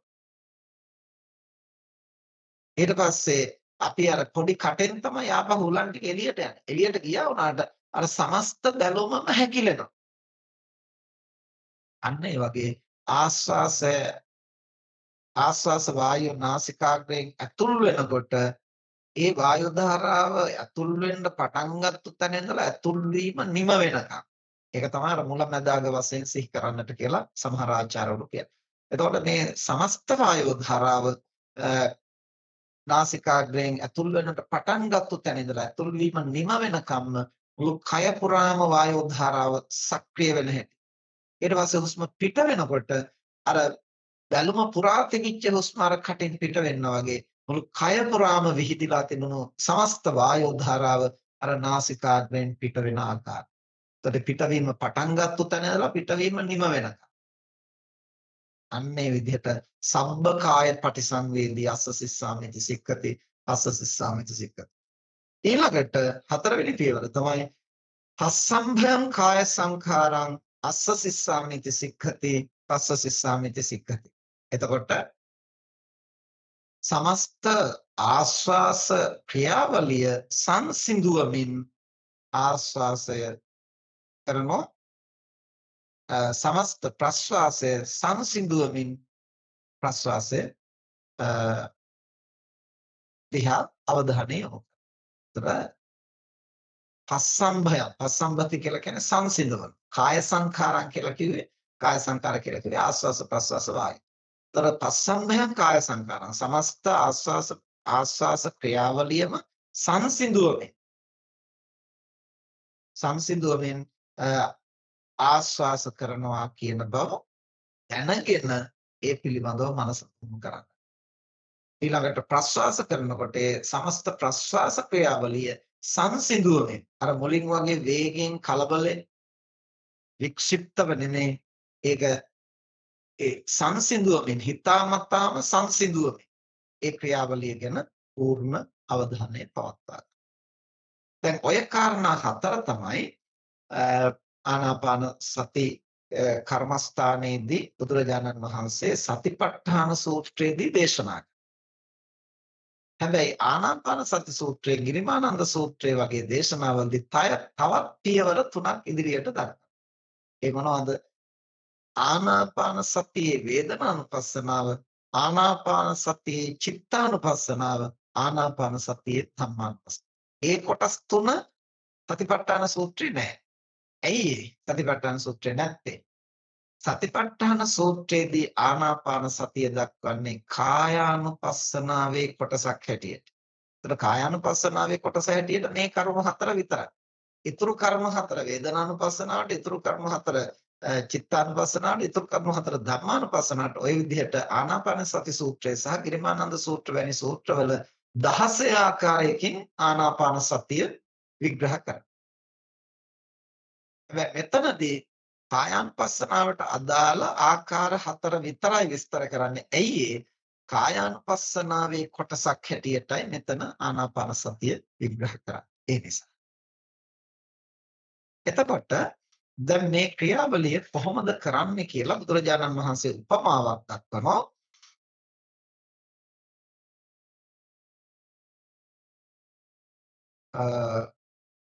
අපි ඒ කොටස අපි ලබන දේශනාවට අපි යොදාගමු. මොකද එතනත් තව ටිකක් පැහැදිලි කරන්න තියෙනවා.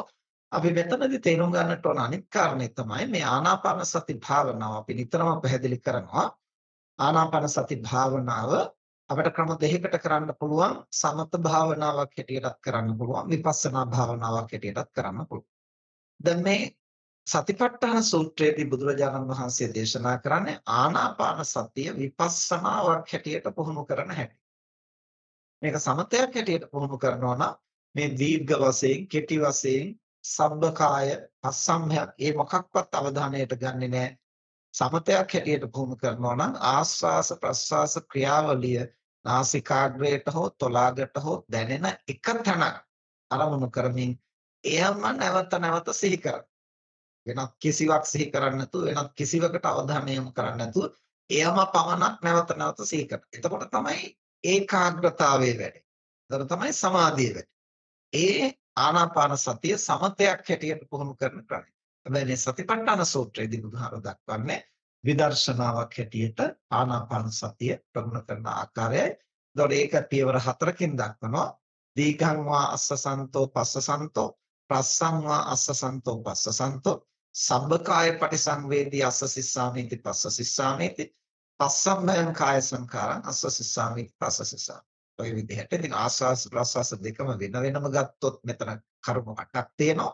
ආස්වාස ප්‍රස්වාසය එකක් හැටියට ගත්තහම ආකාර 4කට ආස්වාස ප්‍රස්වාසය පිළිබඳව සිත පුහුණු කරමින් ආස්වාස ප්‍රස්වාසයේ කෙරෙහි පූර්ණ අවධානය යොමු කරගෙන ඒ ආස්වාස ප්‍රස්වාස ක්‍රියාවලිය කෙරෙහි සිත පුහුණු කරන්නේ කොහොමද කියලා බුදුරජාණන් වහන්සේ පැහැදිලි කරන්නේ. එතකොට තව අපි ඊළඟ කොටස ආනාපාන සතිය පිළිබඳවම බුදුහාමුදුරුවෝ ඊළඟට උපමාවක් දක්වනවා. ඊළඟට ශරීර තමන් පිළිබඳව අජ්ජත්තං වා බහිද්ධාව තමන් පිළිබඳවත් බාහිර පිළිබඳව ඊළඟට අත්ති කායෝතිවා 50 සති මේ විදිහට ඒ පිළිබඳව තව කොටසක් තියෙනවා. අපි ඒ කොටස ලබන දේශනාවෙන් ඊළඟ මේ ආනාපාන මේ සතිපට්ඨානය පිළිබඳ තුන්වෙනි දේශනාවේදී ඊළඟ අවස්ථාවේ අපි ටික පැහැදිලි කරගමු. මම හිතන්නේ අපි දැන් පැය එකයි කාලක් විතර කතා කරපු නිසා අද දින ධර්ම දේශනාව මේ ටික ප්‍රමාණවත් කියලා හිතනවා.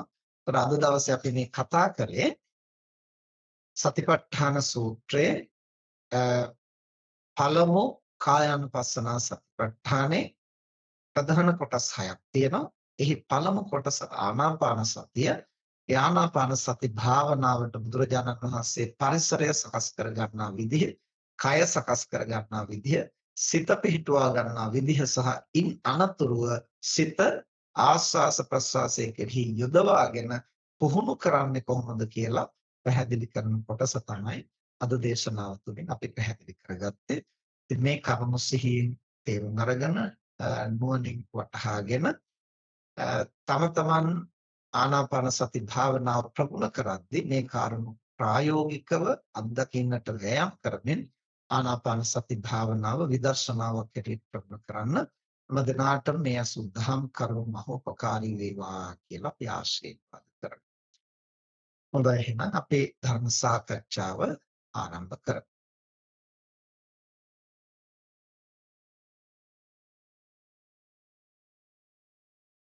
අරුණ මනතුංග මහත්මයා. තෙරුවන් සරණයි ගෞරවනීය ස්වාමින් වහන්සේ, බොහොමත්ම පිං සිද්ධ වෙනවා අපිට කියලා දුන්න මේ කාරණා පිළිබඳව. ස්වාමින් වහන්සේ දැන් සාමාන්‍යයෙන් ආනාපාන සතිය ආරම්භ කරන කෙනෙකුට සෑහෙන දුරකට ඒක දියුණු කරගත්තේ නැත්නම් ඒක සාමාන්‍යයෙන් අපහසු භාවනාවක් හැටියට සැලකෙනවා. ඒ කියන්නේ හිත එකඟ කරගන්න බෑ, නිතරම හිත පිට යන. මේකට සම්බන්ධ දෙයක් හැටියට තේරුම් යන එක්තරා කාරණයක් බුදුරජාණන් වහන්සේත් අපිට දේශනා කළා තියෙනවා. දැන් බුදුහාමුදුරුවෝ කියනවා සීල සමාධි ප්‍රඥා කියන පාඩ. දැන් සීලය කියන එක නිකම්ම සීලය නෙවෙයි. ඒක සත්‍යයයි සම්පජාඤ්ඤයෙන් යුතුව දිනපතා ගත කරන ජීවිතයේ අපි සීලය පවත්වනවා නම් එතකොට හිත ඇතුලේ කැළඹීමයි හිත ඇතුලේ කතාවයි කියන එක අඩු වෙන්න පටන් ගන්නවා. ඊට පස්සේ අපිට පුළුවන් වෙනවා අර වගේ භාවනාව කරන්න ගියාම හිත සංසුන් කරන්න. පොඩි උදාහරණයක් කිව්වොත් දැන් අපි හිතමු බිරිඳක් හරි ස්වාමි පුරුෂයෙක් හරි දෙන්නයින් කවුරු හරි ඒ පැත්තේ ඉන්නකොට නැත්නම් දරුවෙක් ගැන හරි තමන් එකඟ නොවන දෙයක් කිව්වොත්, ඒ වගේම ටීවී එකෙන් රටේ නිවුස් ලෝකේ නිවුස් බලනකොට තමන් එකඟ නොවන දෙයක්, තමන් කැළඹෙන දෙයක් වගේ දෙයක් දැක්කොත් එතකොට හිත කැළඹෙන්න පටන් ගන්නවා. ඒක අපි තේරුම් අරගෙන සම්මා සංකප්ප තත්වයට ඉහළම තත්වයට නෙවෙයි යහපත් වූ සංකල්පනා ඇති කරගන්න පුළුවන් නම් එතකොට gedara සම්මා වාචාව වගේ දෙයක් ඇති කරන්න පුළුවන් නම් ඒ වගේ කම්මන්ත ඒ විදිහට ගියොත් ස්වාමින් වහන්සේ සම්මා දිට්ඨියෙන් තමයි ඒක ඇති වෙන්නේ. නමුත් ඒ ගොඩාක් දුරට ගියේ නැති වුණත් ඒ මූලික පදනම තුල අපේ එදිනෙදා ජීවිතයේ තිබ්බොත් එතකොට පැහැදිලිව දැනිලක් තියෙනවා භාවනාවට ඉඳගත්තාම හරිම පහසුවෙන් සිත එකඟ කරගෙන අරමුණට ගන්න පුළුවන්. ඉතින් ඒකත් වැදගත් නේද ස්වාමීන් වහන්සේ? ඇත්තටම දැන් ඒක ඉතාමත් වැදගත් කාරණයක්. දැන් සමහරු විශේෂයෙන්ම බටහිර ලෝකයේ එහෙම එච්චර මේ සීලය කියන එකේ තරම් ගණන් ගන්නේ නැහැ. ඒගොල්ලෝ හිතන්නේ ඒක නෙමෙයි මේ භාවනාව තමයි අවශ්‍ය කරන්නේ. නමුත් මෙතන සීලය කිව්වහම මේ පංචශීල රකින්නවද නැද්ද කියන එක විතරක් නෙමෙයි. ඒ පංච සීලය හෝ අට සීලය, දස සීලය, සාමනීර සීලය, උපසම්පදා සීලය මේවා හැඳින්වෙන්නේ ප්‍රාතිමෝක්ෂ සංවර සීලය හැටියට. නිවන සඳහා අර ශික්ෂා වශයෙන් අපි සුරක්ෂිත වීම. ඒකෙන් දෙපැත්තක් තියෙනවා. නොකල යුතු දේ නොකර සිටීම, කල යුතු දේ කිරීම වශයෙන්. ඊට අමතරව දැන් අපිට චතුපාරිශුද්ධ සීලයක් හඳුන්වනවා. ඒ චතුපාරිශුද්ධ සීලය තමයි අපිට භාවනාවේදී විශේෂයෙන් වැදගත් වෙන්නේ. දැන් ප්‍රාතිමෝක්ෂ සංවර සීලය වගේම ඊට පස්සේ ඉන්ද්‍රිය සංවර සීලය. ඉන්ද්‍රිය සංවර සීලය කියවන් පස්සේ ඇස, කන, නාසය, දිව, කය, සිත මේවට එන අරමුණු. ඒ අරමුණු අපි දැඩිව උපාදාන කරගෙන ඒව සමග ඇලීමෙන් උපාදාන වෙන්න පුළුවන්, ගැටීමෙන් උපාදාන වෙන්න පුළුවන්. ඊට පස්සේ නිරන්තරයෙන් අර භාවනාව පටන් ගත්ත ගමන් විකාර රූපීව අරව පේන්න දැනෙන්න ගන්නවා. දැන් සමහරව අත්දැකීම් හැටියට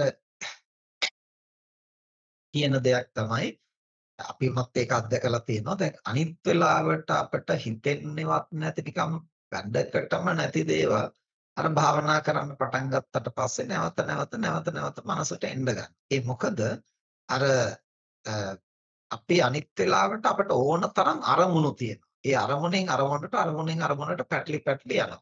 ඒ අරමුණු වලින් අපේ මනස ඉවත් කළාට පස්සේ සිතට රළු අරමුණු නැති වෙනකොට පුංචි පුංචි අරමුණු ඔස්සේ යන්න ගන්න. එතකොට තමයි අපි මේ වැඩකට නැති දේවල් පිළිබඳව කොච්චර කල්පනා කරලා කොච්චර නිකන් ප්‍රපංච උපදවාගෙන තණ්හා මාන දික්ටි වශයෙන් කොච්චර ඒවා ගැන නිකන් වැඩකට නැති ප්‍රලාප මනෝභාවයන් අපි ගොඩනගලා තියනවාද කියලා අපිට දැනෙන්නේ. එතකොට මොකක්ද මේ සිද්ධ වෙලා තියෙන්නේ? ඉන්ද්‍රිය සංවරයක් නැති බව.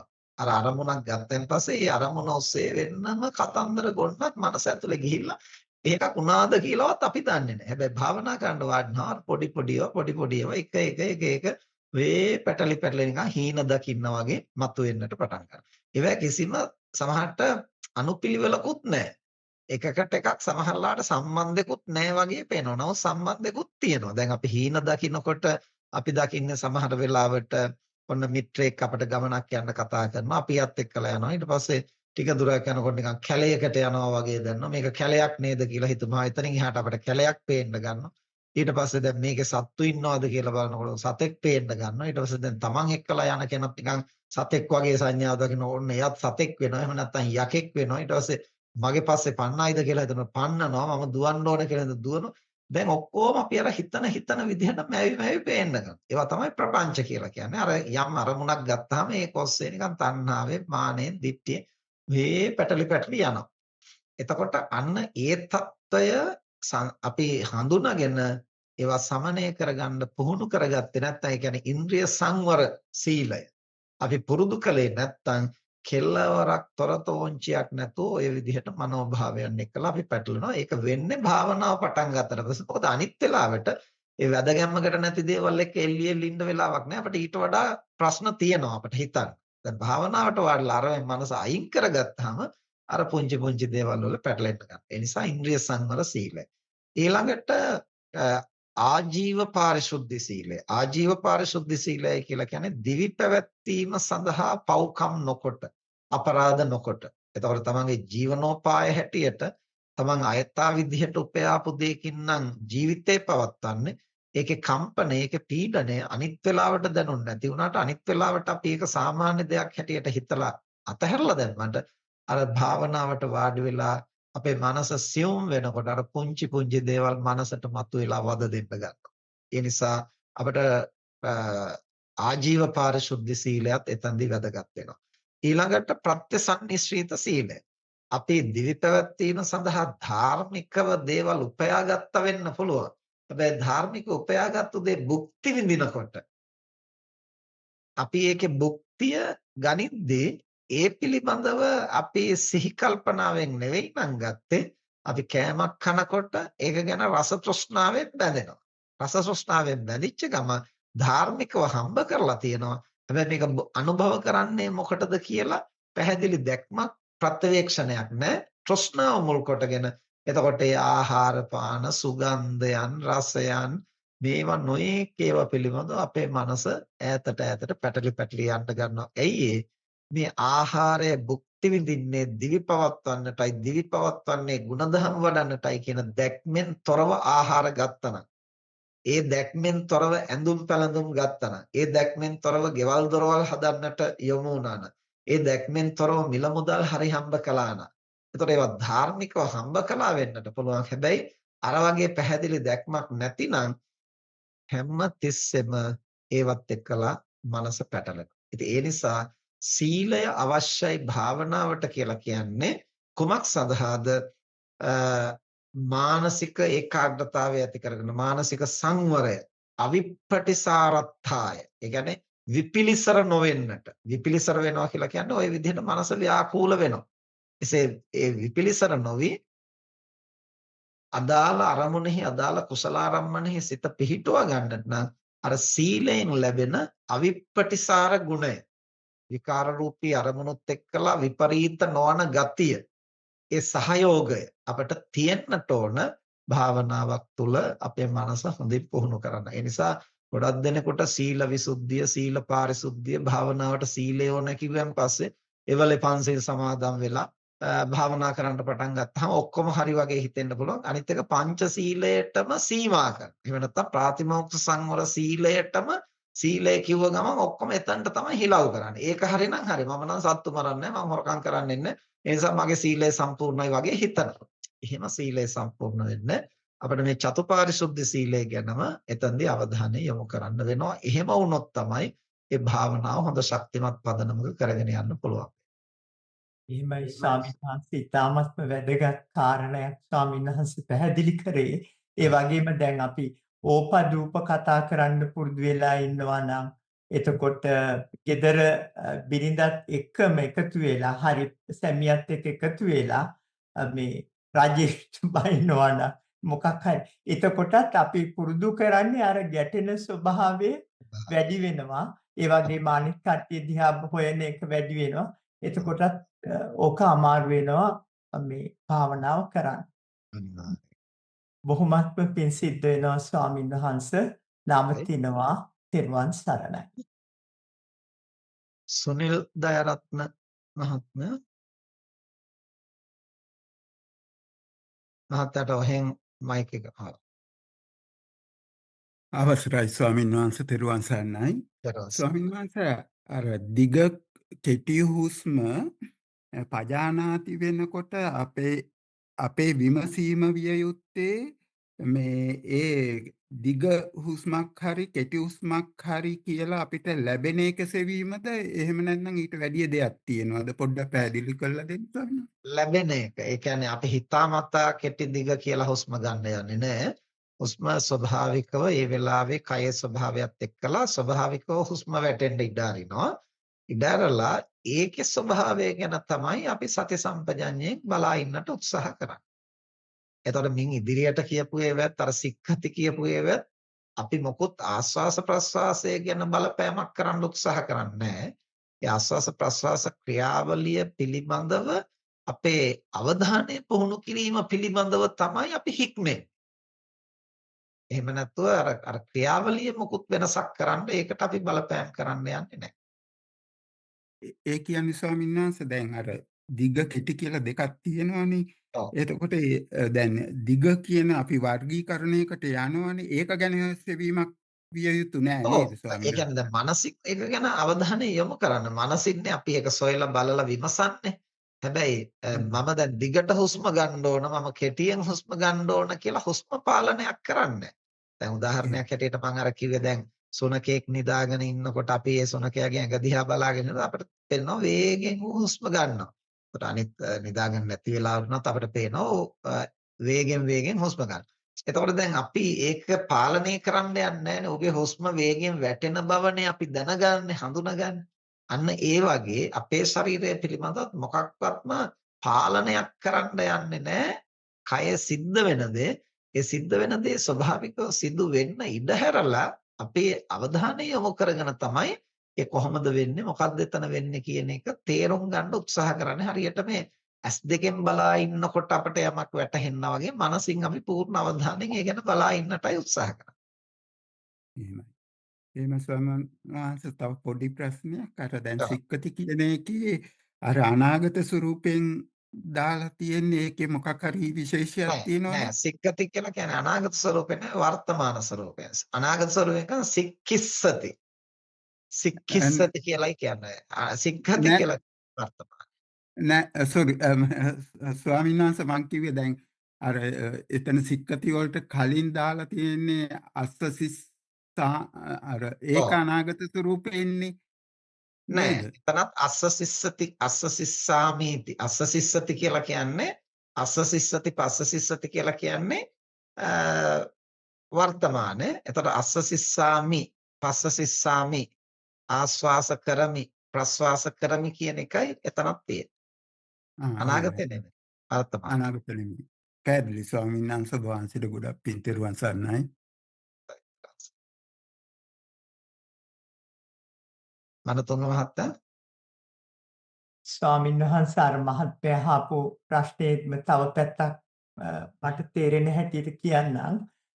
දැන් ස්වාමීන් වහන්සේ අපි හුස්ම ආනාපාන සතියේදී හුස්ම ගන්නකොටයි පහළ හෙලනකොටයි දැන් ওই සික්කති කියන එකේදී තේරෙනවා ඇත්තේ ඒක අදහස් වෙනවා ඇත්තේ ඊ타මත්ම තියුණුව සහ සංසුන්ව ඒ හුස්මත් එක්කම ඒ ස්පර්ශ වෙන එකයි ඒ ඔක්කොමත් එක්ක හිත ගෙනියනවා.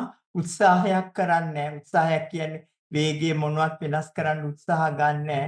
ආපහු ස්වභාවිකව හුස්ම ගන්නකොටත් ඒකත් එක්කම රැඳිලා ඒකේ මොහොතින් මොහොත වෙන වෙනස්කම බලාගෙන අපිට යනකොට එතකොට එතන එක්තරා ශික්ෂණයකුත් ඇති වෙනවා.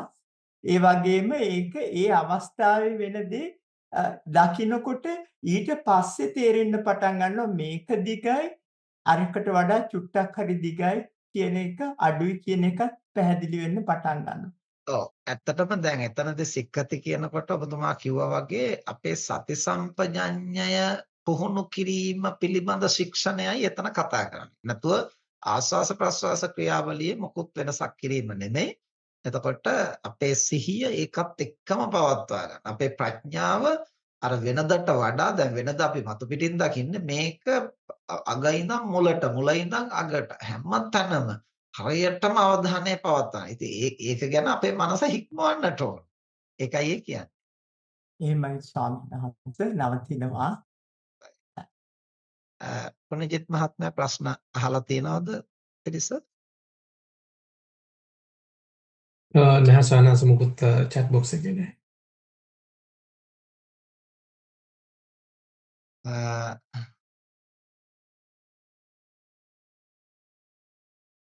අවසරයි ස්වාමීන් වහන්සේ ප්‍රශ්නයක් යොමු කරන්න.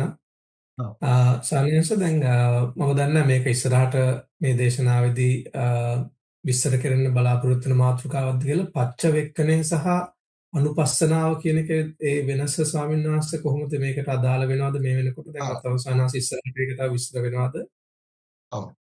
ඇත්තටම දැන් සමහර තැනකදී දක්වනවා පජානාති. ඒ කියන්නේ අපි සිහි නුවණින් දැනගන්න. හැබැයි දැන් සමහර තැනක සඳහන් වෙනවා අනුස්සති. සමහර තැනක අනුපස්සන. සමහර තැනක පච්චවෙක්කන.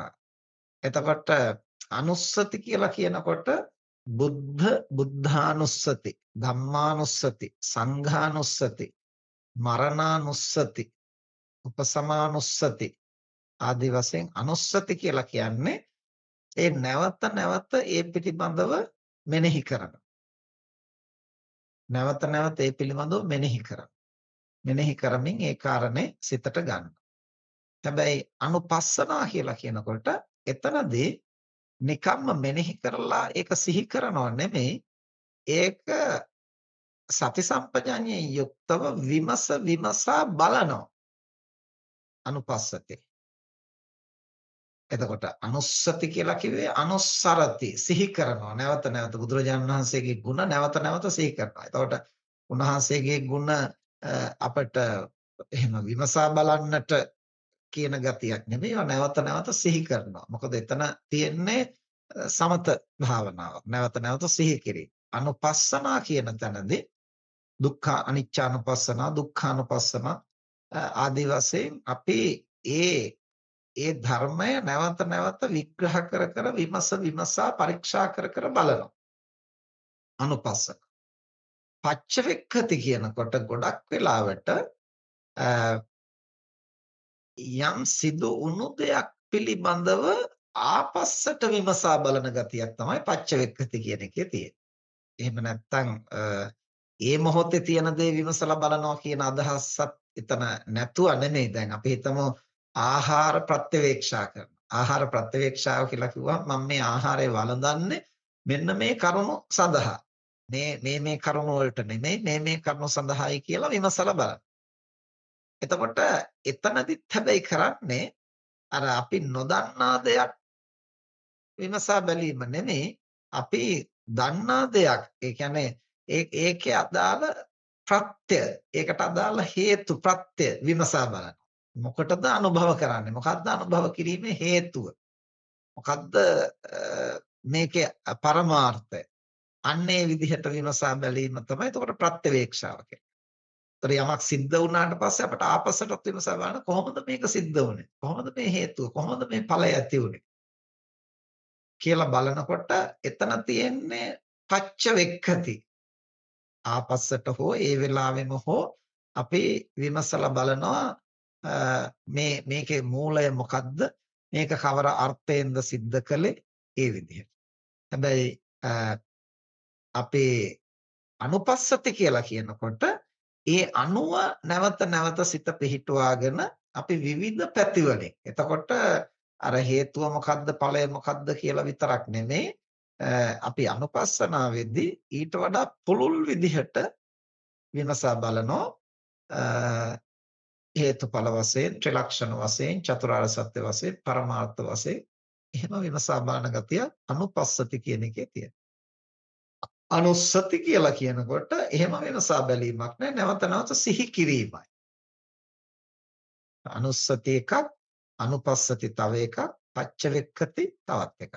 ඒවා පුංචි වෙනස්කම් තියෙනවා. එතකොට ස්වාමීන් වහන්සේ අපිට එකම සංසිද්ධියක් ඒ තුන් විදිහටම බලන්න පුළුවන් අනුස්සති විදිහට අනුපස්සති අනුස්සති දැන් අනුස්සති විදිහට බලනකොට ඉතින් දැන් අපි හිතමුකෝ දැන්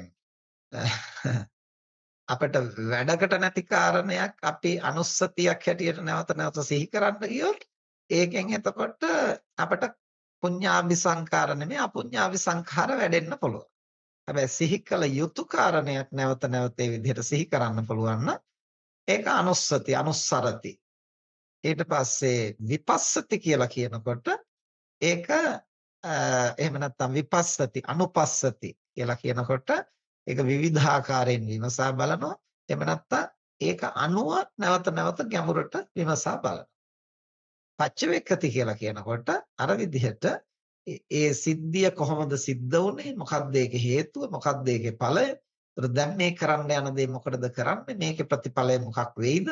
අන්න ඒ විදිහට ප්‍රත්‍යවේක්ෂා කරනවා. දැන් බුදුරජාණන් වහන්සේ අර අම්බලට්ටික රාහුලවාද සූත්‍රයේදී රාහුල පරිහාමුදුරන් දේශනා කරන පච්චවෙක්කිත්වා කායන කම්මං කාතං. ප්‍රත්‍යවේක්ෂා කරමින් කායික ක්‍රියා. ඒතකොට ප්‍රත්‍යවේක්ෂා කරන්න ඕන කොයි වෙලාවද? කරන්න කලිනුත් කරන්න ඕන. ඒක කරන මොහොතෙත් කරන්න ඕන. කරලා ඉවර වෙලත් කරන්න ඕන. ඒ අවස්ථා තුනේම. ඒතකොට ඉදිරියේ සිද්ධ වෙන්න යන දේත් ප්‍රත්‍යවේක්ෂා කරන්නට පුළුවන්. මොකද්ද හේතුව? මොකද්ද ඵලය? කොහොමද මේ මොකක් සඳහාද මේක කරන්නේ? එතකොට මේ ප්‍රත්‍යවේක්ෂණයේදී ගොඩක් වෙලාවට අවධානය යොමු කරන්න හේතුඵල වශයෙන්. මූලය මොකද්ද? මූල සාධකය මොකද්ද කියලා විමසනවා. ඒකේ ඵලය මොකද්ද කියලා විමසනවා. අර අනුපස්සති කියනකොට හේතුඵල විතරක් නෙමෙයි අනිත් කාරණාත් එතනට ගන්න පුළුවන්. පරමාර්ථ වශයෙන් විග්‍රහ කරලා බලන ගතිය. ඊළඟට ත්‍රිලක්ෂණ වශයෙන් ඒවායේ ගති ලක්ෂණ දකින ගතිය ආදී. ඉතින් අපිට එකම කාරණේ පිළිබඳවත් ওই විදිහට ප්‍රත්‍යවේක්ෂාව අනුපස්සනාව අනුස්සතිය පවත්වන්නට බැරි කමක් නැහැ. ඒ අනුස්සතිය සම්බන්ධව අපි සැලකිලිමත් වෙන්නට ඕනේ. ඒක කුසලාරම්මණයක් නම් තමයි අනුස්සතිය අර්ථ සම්පන්න වෙන්නේ. එහෙම සනස ගොඩාක් පින් සනස තෙරුවන් සරණයි. තෙරුවන් සරණයි. ඊළඟට කනිෂ්ක විජේනායක මහත්මයා ඔය පැත්ත පින්වත් ස්වාමීන් වහන්සේ සයනස සක්මත කරන්න පමණයි සයනස දැන් සයනස මම මේ මාසයක් වගේ කාලයක් ඇතුළත තමයි ස්වාමීන් වහන්සේ ලංකාවේ ඉඳලා ඕස්ට්‍රේලියාවට ආවේ. එතකොට සයනස මට මුල්ම කාලවල පොඩ්ඩක් අර සයනස පරිසරයේ වෙනස් වීම ඒවට කැමැති වුණා. පස්සේ ස්වභාව සෞන්දර්යයට කැමැති වුණා. ඊට පස්සේ ස්වාමීන් වහන්සේ මේ මට තේරුණ දෙයක් තමයි සයනස මගේ හිත මේ හැම වෙලේම මෙහි වැරදි හොයන්න ඒ කියන්නේ cost of living වැඩි කියලා ඒ වගේ දේවල් වල හොයන්න ගත්තා. ඊට පස්සේ සයනස් දෙමාපියන් නැතිවීම නිසා ස්වාමීන් වහන්සේ මේ ඊට පස්සේ ඒක ගැන තැවෙන්න ගත්තා සයනස්. ඊට පස්සේ රැකියාවක් හොයන්න වගේ ඒව බලනවා සයනස්. මං නැත්තම් සාමාන්‍ය දවස්වල කරන සයනස් දරුණු ගෙදර ඉන්න නිසා ඒගොල්ලොත් එක්ක පාඩම් වැඩ කරලා භාවනා ඒගොල්ලොත් එක්කම කරනවා. පස්සේ සයනස් මට තේරුණා දැන් මගේ හිත මේ රැකියාවන් පස්සෙම හොයන්න ගිහිල්ලා දැන් මට මේ ලැබිච්ච ගෙදර ඒව සයනස් ලැබුණේ නොමිලේ ලයිට් බිල් වතුර බිල් ඒව පවා මේ මාසවල නොමිලේ ලැබුණේ. ඒවා එක්ක දරුවන් එක්ක ඉන්නේ නැතිව මේක පස්සේ ගිහිල්ලා මෙතනත් මේ ද්වේෂයක් මේ උද්දච්ච කුක්කුච්චයක් නේද වඩවා ගන්න කියලා හිතන සායනහංශ ඒකම සායනහංශ මේ දැන් සමහරවල් සායනහංශ මගේ හිතේ බිය වගේ දේවල් ඇති වෙනවා පොඩි කියන්නේ අර සමහර විට හැදෙන පරිසර නිසා වෙන්න පුළුවන් සායනහංශ ඒ වගේ අවස්ථාවල සායනහංශ ඒ බිය ඇති වෙන්නේ සක්කාය දිට්ඨිය දැන් සායනහංශ උදාහරණයක් සායනහංශ සමහරලාට කියන්නේ සායනහංශ දැන් ඔය ලිෆ්ට් මේ අපාර්ට්මන්ට් වල වගේ ඉන්නකොට සායනහංශ මට තනියෙන් එහෙම යන්න ටිකක් බයයි ඒ වගේ ඒවා ඒ කියන්නේ මට තේරෙනවා පොඩ්ඩක් ඒ වගේ අපේ ගවල පරිසර නිසා දන්නේ නැහැ සායනහංශ ඒ වගේ ඒවට මුහුණ දෙන්න සායනහංශ තව ටිකක් කොහොමද සායනහංශ වහන්සේගේ උපදෙස් ඔව් ඒ සලකනවා වගේ තැන්වලදීත් අපිට මේ ප්‍රත්‍යවේක්ෂණය වැදගත් වෙනවා විශේෂයෙන්. මොකද දැන් අපිට බිය තැති ගැනීම උපදින්නේ සක්කාය දිට්ඨිය නිසා තමයි.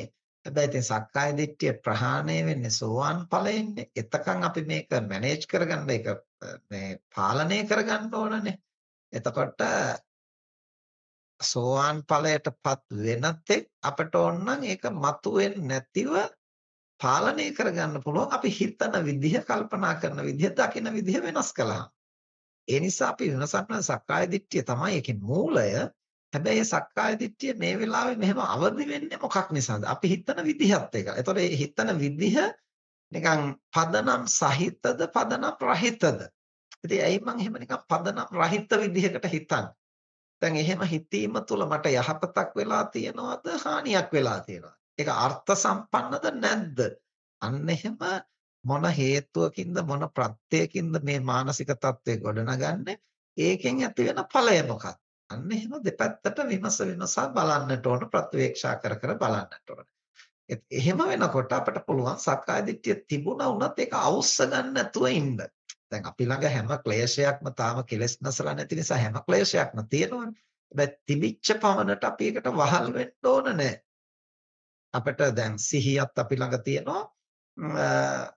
වීරයක් තියෙනවා, ප්‍රඥාවක් තියෙනවා. හැබැයි කුසීත බවක් තියෙනවා, අවිද්‍යාවක් තියෙනවා. මේ හැම එකක්ම තියෙනවා. ඒකෙන් කොයිකද අපි මතු කරගන්නේ කියන එක තීරණය වෙන්නේ අපි සිතන කල්පනා කරන විදිහත් එක්ක. දැන් උදාහරණයක් හැටියට ගත්තොත් විසාකාව කියන්නේ සෝවාන් වෙච්ච කෙනෙක්. වන්දුල මල්ලිකා කියන්නේ සෝවාන් වෙච්ච කෙනෙක්. දෙන්නම සෝවාන් ඵලයටපත් වෙලා. එතකොට තාම අනාගාමී වෙලා නැහැ දෙන්නගේ සකෘදාගාමී අනාගාමී වෙලා නැහැ. හැබැයි අනාගාමී වෙනතෙක් පටිඝය දුරු වෙන්නේ නැහැ. පටිඝය තියෙන තාක්කල් ගැටෙනවා, ශෝක වෙනවා, හඬනවා මේවා තියෙනවා. එතකොට දෙන්නන් එක්කෙනෙක්වත් තාම පටිඝය දුරු කරලා නැහැ. පටිඝය දුරු කරලා නැති වුණාට බන්දුල මල්ලිකාවට පුළුවන් වෙනවා තමන්ගේ ස්වාමියයි දරුවෝ 32යි එකතන ඝාතනය කළා කිව්වහම ඒ ගැන කිසිදු කලබලයක් නැතුව සංසුන් මනසින් දන් බෙදන්න පුළුවන්. හැබැයි විසාකාවට තමන්ගේ මිනිපිරි මරුණා කියලා ආරංචි වුණොත් ඒක ගැන දුක් වුණා හඬාගලතු. දැන් එතකොට දෙන්නම එකම මට්ටමේ තමයි කෙලස් නැසී. දෙන්නටම තාම ශෝක වීමේ මූලය වූ පටිඝය තාම තියෙනවා. හැබැයි තිබුණා වුණාට එක්කෙනෙක් ඒ පටිඝයෙන් ශෝක වෙලා එයා ඒකට වහල් වුණා. අනිත් එක්කෙනා ඒකට වහල් නොවි කටයුතු කළා. ඒ නිසා අපිට ක්ලේශයන් තිබිච්ච පමණට අපි ඒකට වහල් වෙන්න ඕනේ නෑ. එතකොට සක්කාය දිට්ඨිය නිසා තමයි අපිට ඒ ක්ලේශයන් බලවත් වෙන්නේ. හැබැයි සක්කාය දිට්ඨියෙන් එහාට ගියාම උනත් සමහර ක්ලේශයන් අපි ළඟ තියෙනවා. ඒ නිසා ඒ මූලයත් අපි දකින්නට ඕන. ඒ වගේ මේ මූල දුර්වලකම ඇවිස්සීලා එන්නේ මොන කාරණා නිසාද? කොහොම හිතනකොටද? කොහොම කල්පනා කරනවද? එතකොට ඒක අර්ථ සම්පන්නද නැද්ද? අන්න එහෙම ටිකක් හිතලා බලලා ඒක අර්ථවත් නැතිනම් එයි මට ඒක යට කරගන්න බැරි. ඒක යට කරගන්න මම මොකද්ද කරන්න ඕන? අන්න එහෙම ටික ටික ආපස්සට ප්‍රත්‍යවේක්ෂා කරලා බලන්න. දැන් අර මම පෙර දිනකත් කිව්වා පොඩි අභ්‍යාසයක් කරන්න දවසේ රාත්‍රී කාලේ නිින්දට යන්න කලින් පොඩි වෙලාවක් වෙන් කරගෙන විමසලා බලන්න අද දවසේ මගේ හිතට තදින්ම දැනුණු මනෝභාවයන් මොනවද? කෝපයක්ද, භීතියක්ද, රාගයක්ද, ඊර්ෂ්‍යාවක්ද මොකක්ද දැනුනේ? එතකොට ඒ දැනිච්ච දේ ඇයි එහෙම දැනුනේ? මොකක්ද ඒකට හේතුව? දැන් නැවත එහෙම නොවෙන්න මම මොකද්ද කරන්න ඕන? අන්න ඒ විදිහට ටිකක් ප්‍රත්‍යවේක්ෂා කර බලන්න. බලලා ඊළඟ අවස්ථාවේ අපිට ප්‍රායෝගිකව අපි එතනට එනකොට දැන් අපි රාත්‍රී කාලේ මේ විදිහට ටිකක් කල්පනා කරලා ප්‍රත්‍යවේක්ෂා කරලා බලනවා. බලලා අපි යම් කරුණු තේරුම් ගන්නවානේ. ඊට පස්සේ අපි දෙවැනි අභ්‍යාසය පටන් ගන්න ඕනේ. දෛනික ජීවිතයේදී නැවත ඒ මානසික තත්ත්වය අවදි වෙන්න පරිසරය හැදෙනකොට එතනදී අර කල්පනා කරලා හිතලා ප්‍රත්‍යවේක්ෂා කරලා තේරුම් ගත්තු කරුණු වලට අනුව අපිට මනස සංවර කරන්න පුළුවන්. ඒ මොහොතේම ක්‍රියාත්මක කරන්න උත්සාහ කරන්න. ඒක තමයි දෙවෙනි අභ්‍යාසය. පළවෙනි අභ්‍යාසය වෙනම ප්‍රත්‍යවේක්ෂා කරලා බලනවා. දෙවෙනි අභ්‍යාසය තමයි ඒ මොහොතේම ඒක පුහුණු කරන්නට වෑයම් කරනවා. ඔය විදිහට උත්සාහ කළොත් කාලයක් යද්දී ගොඩාක් දේවල් අපිට ජය ගන්න පුළුවන්.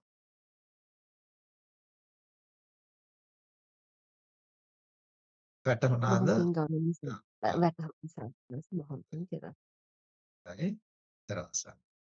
ඊළඟට හර්ෂ මහත්තයාද? මයික් ස්වාමීන් වහන්සේ තෙරුවන් සරණයි. දැන් එතන ස්වාමීන් වහන්සේ හුස්ම ගන්න වෙලාවේදී ආනාපාන සති භාවනාවේදී අපි විජානාති පජානාති එහෙම කියන්නේ ස්වාමීන් වහන්සේ දැන් අපි දිග හුස්මක් කියලා හඳුනගන්න එක සංඥානාති කියලා ගන්න පුළුවන් ස්වාමීන් වහන්සේ. ඔව් දිග හුස්මක් කියලා හඳුනා ගැනීම ඒක අපිට ඉන්ද්‍රියට දැනෙනවානේ, දැන් නහයට දැනෙනවානේ, දැන් සෑහෙන වෙලාවක් මේ හුස්ම ටික පිට වෙන හැටි. එතකොට ඒක සංජානාති. ඊට පස්සේ ඒකේ ස්වභාවය රළුද සියුම්ද ආදී වශයෙන් දැන ගැනීම විජානාති.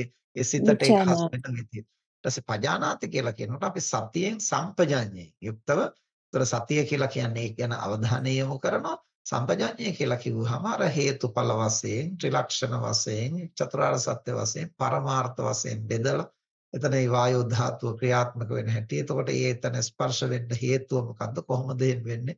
එතකොට මේ වෙලාවේ හුස්ම දීර්ඝ වුණේ කොහොමද? කෙටි වුණේ කොහොමද? මේ සමස්තය පිළිබඳ අවධානය. අනිත්‍ය බව. ඒ හැම පැත්තම දකින්නට පුළුවන්. ඔව් ඒ කියන්නේ ප්‍රඥාව අවදි කරනකොට සම්පජඤ්ඤය අවදි කරනකොට විවිධ පැති වලින් ඒ දිහා දකින්න පුළුවන්. ඒ ස්වාමීන් වහන්සේ බොහොම පිං තෙරුවන් සරණයි. තව ගැටලු තියෙනවා. අවසරයි සානාස එක ප්‍රශ්නයක් තියෙනවා chat box එකේ.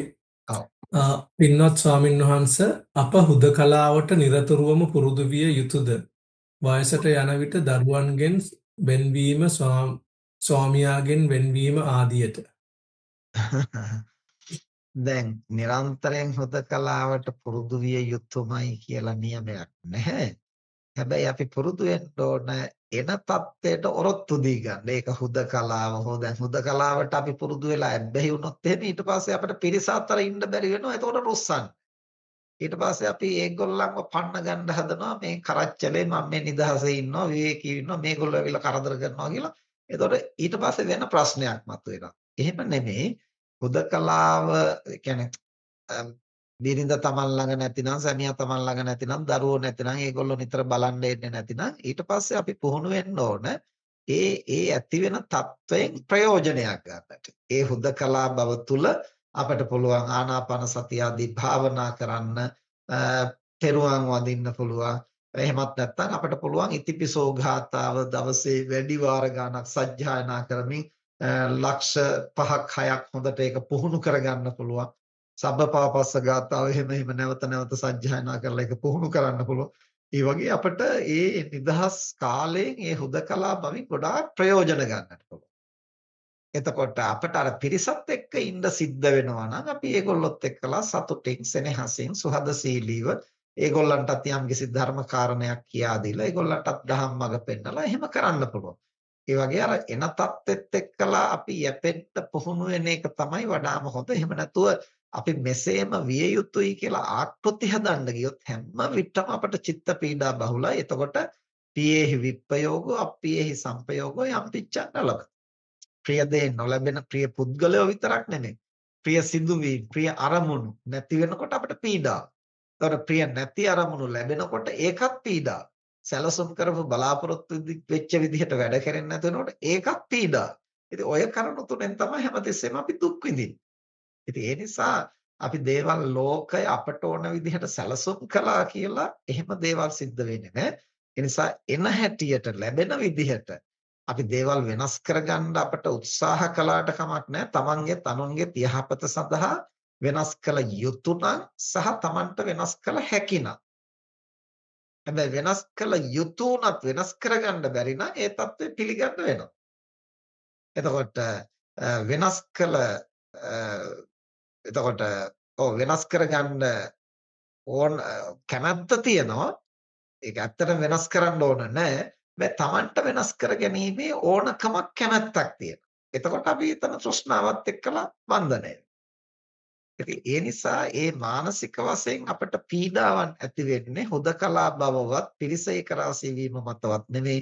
ඒ එළබෙන తত্ত্বය අපේ මනසින් ප්‍රතික්ෂේප වෙනවා නම් ගැටෙනවා නම් ඒ හැම මොහොතකම අපි පීඩා විඳිනවා.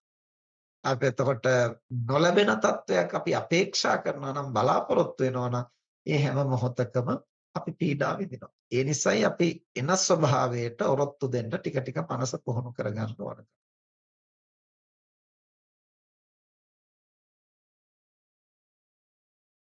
හොඳයි.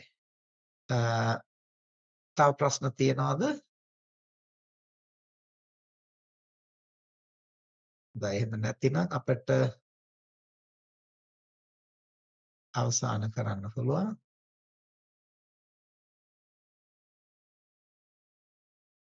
කෙනෙක් අහලා තියෙනවා මේ පස්සේ සම්බන්ධ වුණේ මේක පටිගත කරනවාද කියලා. මේ දේශනාව පටිගත වෙනවා.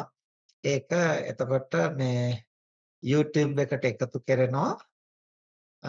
අපේ අරුණ මහත්මයාගේ දම්සර .lk කියන වෙබ්සයිට් එකෙන් ගිහිල්ලා බලන්නත් පුළුවන්. ඒ වගේම මේ අපේ සෙනසුරාදා ධර්ම සාකච්ඡාව එකතු කරලා තියෙන YouTube නාලිකාව ඔස්සේ බලන්නත් පුළුවන්. මේක අපි හෙට වෙනකොට අපිට පුළුවන් වේවි ඒකට යොදන්න.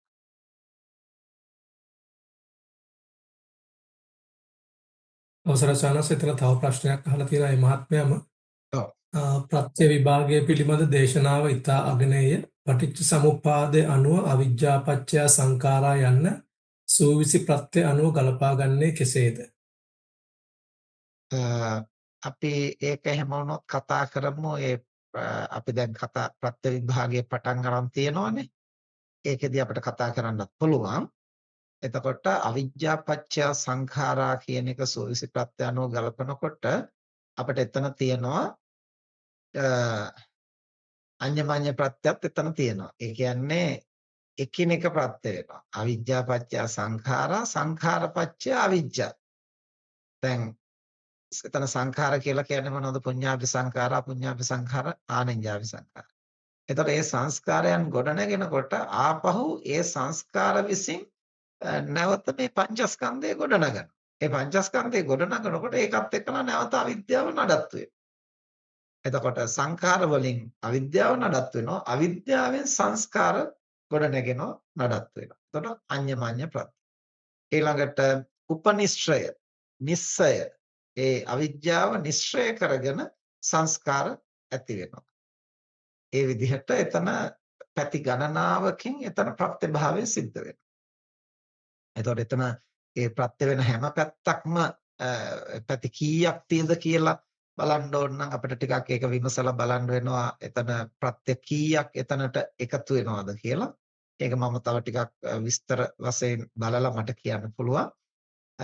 එක ආකාරයකින් නෙමෙයි ආකාර ගණනාවකින් එතන ඒ ප්‍රත්‍ය වීම සිද්ධ වෙනවා. මොකද එකම ප්‍රත්‍ය ගත්තාම එකම විදිහකට නෙමෙයි අවශේෂ ධර්මයන්ට ප්‍රත්‍ය වෙන්නේ. ඊළඟට එකම කරුණටත් එකම ප්‍රත්‍ය විවිධ විදිහට ප්‍රත්‍ය වෙනවා. ඒ උදාහරණයක් හැටියට දැන් අපි ওই ප්‍රත්‍ය විභාගයේදී සෙනසුරාදා සාකච්ඡාවේදී කතා කළා රේරුකාණ මහානායක හඳුරෝ පැහැදිලි කරනවා. ආහාරය පුද්ගලයාගේ ශරීරයට ශක්තිය ඇති කරනවා. බලය ඇති කරනවා. ශරීර වර්ණය ඇති කරනවා. දීර්ඝාස ඇති කරනවා. එතකොට මෙහෙම විවිධ කුසගිනි නිවනවා. දැන් එකම කාරණය එකම කරුණකට ක්‍රම ගණනාවකට ප්‍රත්‍ය වෙලා තියෙනවා. අන්න ඒ වගේ ඒක මේ ආසේවන වශයෙන් ප්‍රත්‍ය වෙනවා. උපනිශ්‍රය වශයෙන් ප්‍රත්‍ය වෙනවා. ඊළඟට අඤ්ඤමඤ්ඤ වශයෙන් ප්‍රත්‍ය වෙනවා. ඊළඟට අස්ති වශයෙන් මේක ඇති කල්හි මේක ඇත කියන ඒ ඇති බවින් ප්‍රත්‍ය වෙනවා. එහෙම එකම කාරණේ අනිත් කාරණයකට ප්‍රත්‍ය ගණනාවකින් ප්‍රත්‍ය වෙනවා. හේතුව වශයෙන් ගත්තාම එකයි. කයට ආහාරය. ඒතකොට ආහාරය කියන හේතුව. එහෙම නැත්නම් ඒ එක ප්‍රත්‍ය. හැබැයි ප්‍රත්‍ය ශක්තියින් ගොඩක් තියෙනවා. ආහාරය ශරීරයට ප්‍රත්‍ය වෙනවා. ඒතකොට ශරීරය තමයි ප්‍රත්‍යෝත්පන්නය. ප්‍රත්‍ය තමයි ආහාරය. හැබැයි ආහාරය අර ප්‍රත්‍යෝත්පන්නයට පැති ගණනාවකින් එහෙම නැත්නම් ප්‍රත්‍ය ශක්තියින් ගණනාවකින් ප්‍රත්‍ය වෙනවා. අන්න ඒ වගේ තමයි අවිද්‍යාව සංස්කාරයන්ට ප්‍රත්‍ය ශක්තියින් ගණනාවකින් ප්‍රත්‍ය වෙනවා. එක් ආකාරයකින් පමණක් නෙමෙයි.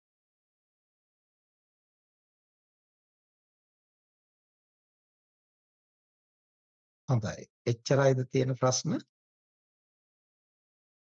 එහෙමයි ස්වාමීන් වහන්සේ. එහෙනම් අපි නිම කරමු නේද?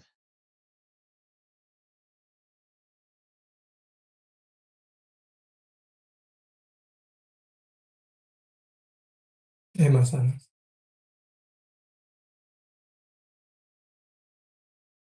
හොඳයි අද දවසේ මෙතෙක් වේලා සියලු දෙනාම අපි දැන් මේ